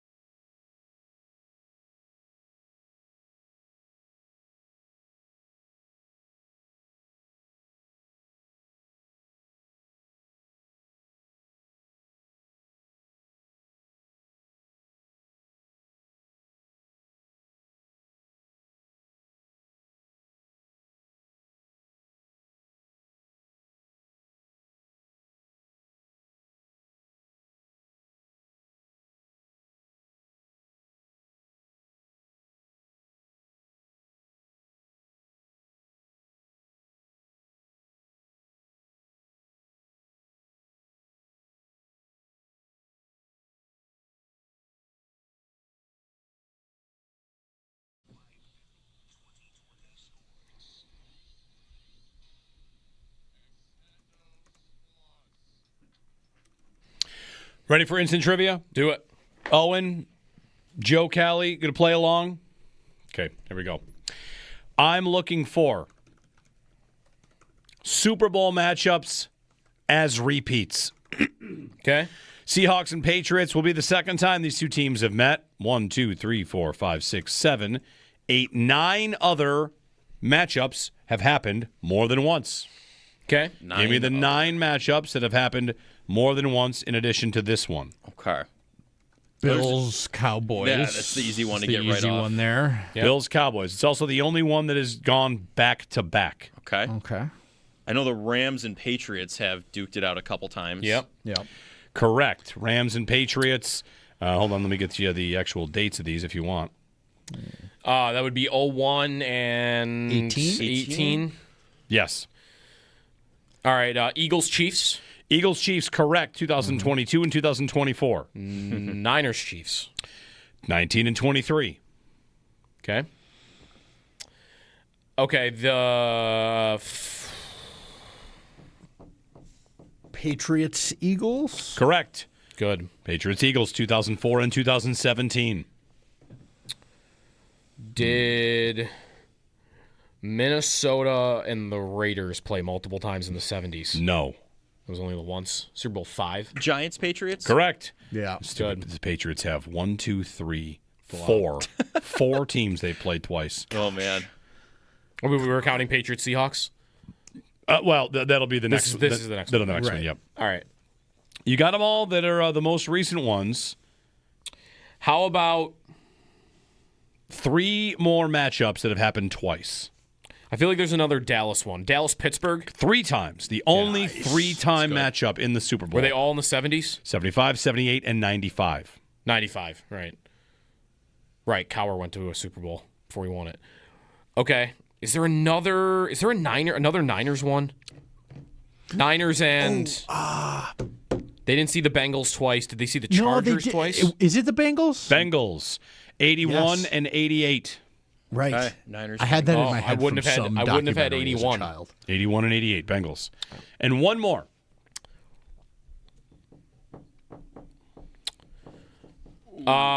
Give me Green Bay, Pittsburgh? No. Does Green Bay have one? No. Okay. 1973 and 1982. Okay. 1973 and 1982. Dolphins in there somewhere? That's correct. The Okay. Dolphins and The Niners? no. Who won in 82? Commanders? Washington. Washington. Look at that. Wow. Yep. All right. So there you go. That is your history of repeats in the Super Bowl, repeat matchups. Patriots, Seahawks, the latest. Think about right now in Minnesota, we talked to Matthew Coller at 8:30 today. If you missed our segment with Matthew on Grant Udinsky, I would highly recommend it. Mm-hmm. How about what He is Viking? the offshore, of course, but he's the betting favorite in -105 to be the Bills' next head coach. Even money. If you could put a bet on one of these, Udinsky -105, Dable +240, Kubiak +375, Webb +450, Joe Brady +1200, or Lou Anarumo at +3300. What would you bet? I'd bet Joe Brady at +1200. Yeah, I you think would do it's that? Yeah. I think it's a coin toss on any of these guys for us to know. Yeah. Joe Brady is 1,200. I would bet that. It would also be an emotional hedge for me because it would feel weird if that was the choice, but, that it's possible. The favorites for the other jobs, by the way, Jim Schwartz in Cleveland, Davis Webb in Vegas, and Mike LaFleur in Arizona. All right. There's another LaFleur that's going to be back. What else was I going to say just before that? Oh, I know. Joe Brady finished his second interview in Vegas. Right, yes. We are kind of waiting for someone else to hire someone here. I think if he doesn't get a head coaching job, he's going to be the Eagles' offensive coordinator. How many teams need coordinators that are left? I guess maybe these teams that don't have coaches, right? Yeah. He could be an OC of a job maybe he even interviewed for head coach. Question for you about Joe Brady. This is you decide. Beauty in the eye of the beholder. Joe Marino and I had this conversation on the Bill Squad show yesterday, which is this. Joe Brady getting all of these interviews, which he's had a lot of interviews last year, this year, and not getting the job. Is that an indication he's a good candidate because he's getting a lot of interviews? Or is it maybe he's not doing great in these? How does he not ever get one of these jobs? He lost out to Jesse Minter. Is he going to lose out to Clint Kubiak? He lost out to, I'm just saying, like, how many interviews before I say, is there a problem with his interviewing? Is he not winning people over? Doesn't mean he's not a good coach. Yeah. Is he not a good salesman? More than this, because he only had one interview last year, right? In Atlanta. If he has had a couple interviews, like Baltimore didn't choose him. If he gets through this cycle without getting a job, outside of Buffalo, even then, like, who do you say? People used to say that about Eric Bieniemy. I was going to say, that was after like 4 years of him not getting the job, and then it started to become like, okay, that's probably because there's a reputation he's hard to work with. Yeah. Which I don't think that Brady has. And I don't think Brady has. It's just a matter of, I keep seeing like second interview. Is he everyone's second choice? But that doesn't mean you're bad. Just means it's how you fall to 12th in the draft. How'd this guy fall this far? Well, 10 teams in a row had you as their second guy, and you went 12th. So anyway, we'll see. Maybe there's news today. If Adam Schefter's right, we'll know by tomorrow. He says he would not be surprised if it's all done by tomorrow. We'll be here. Sabres and Leafs tonight. Catch it right here. We'll be back to talk about it tomorrow on WGR.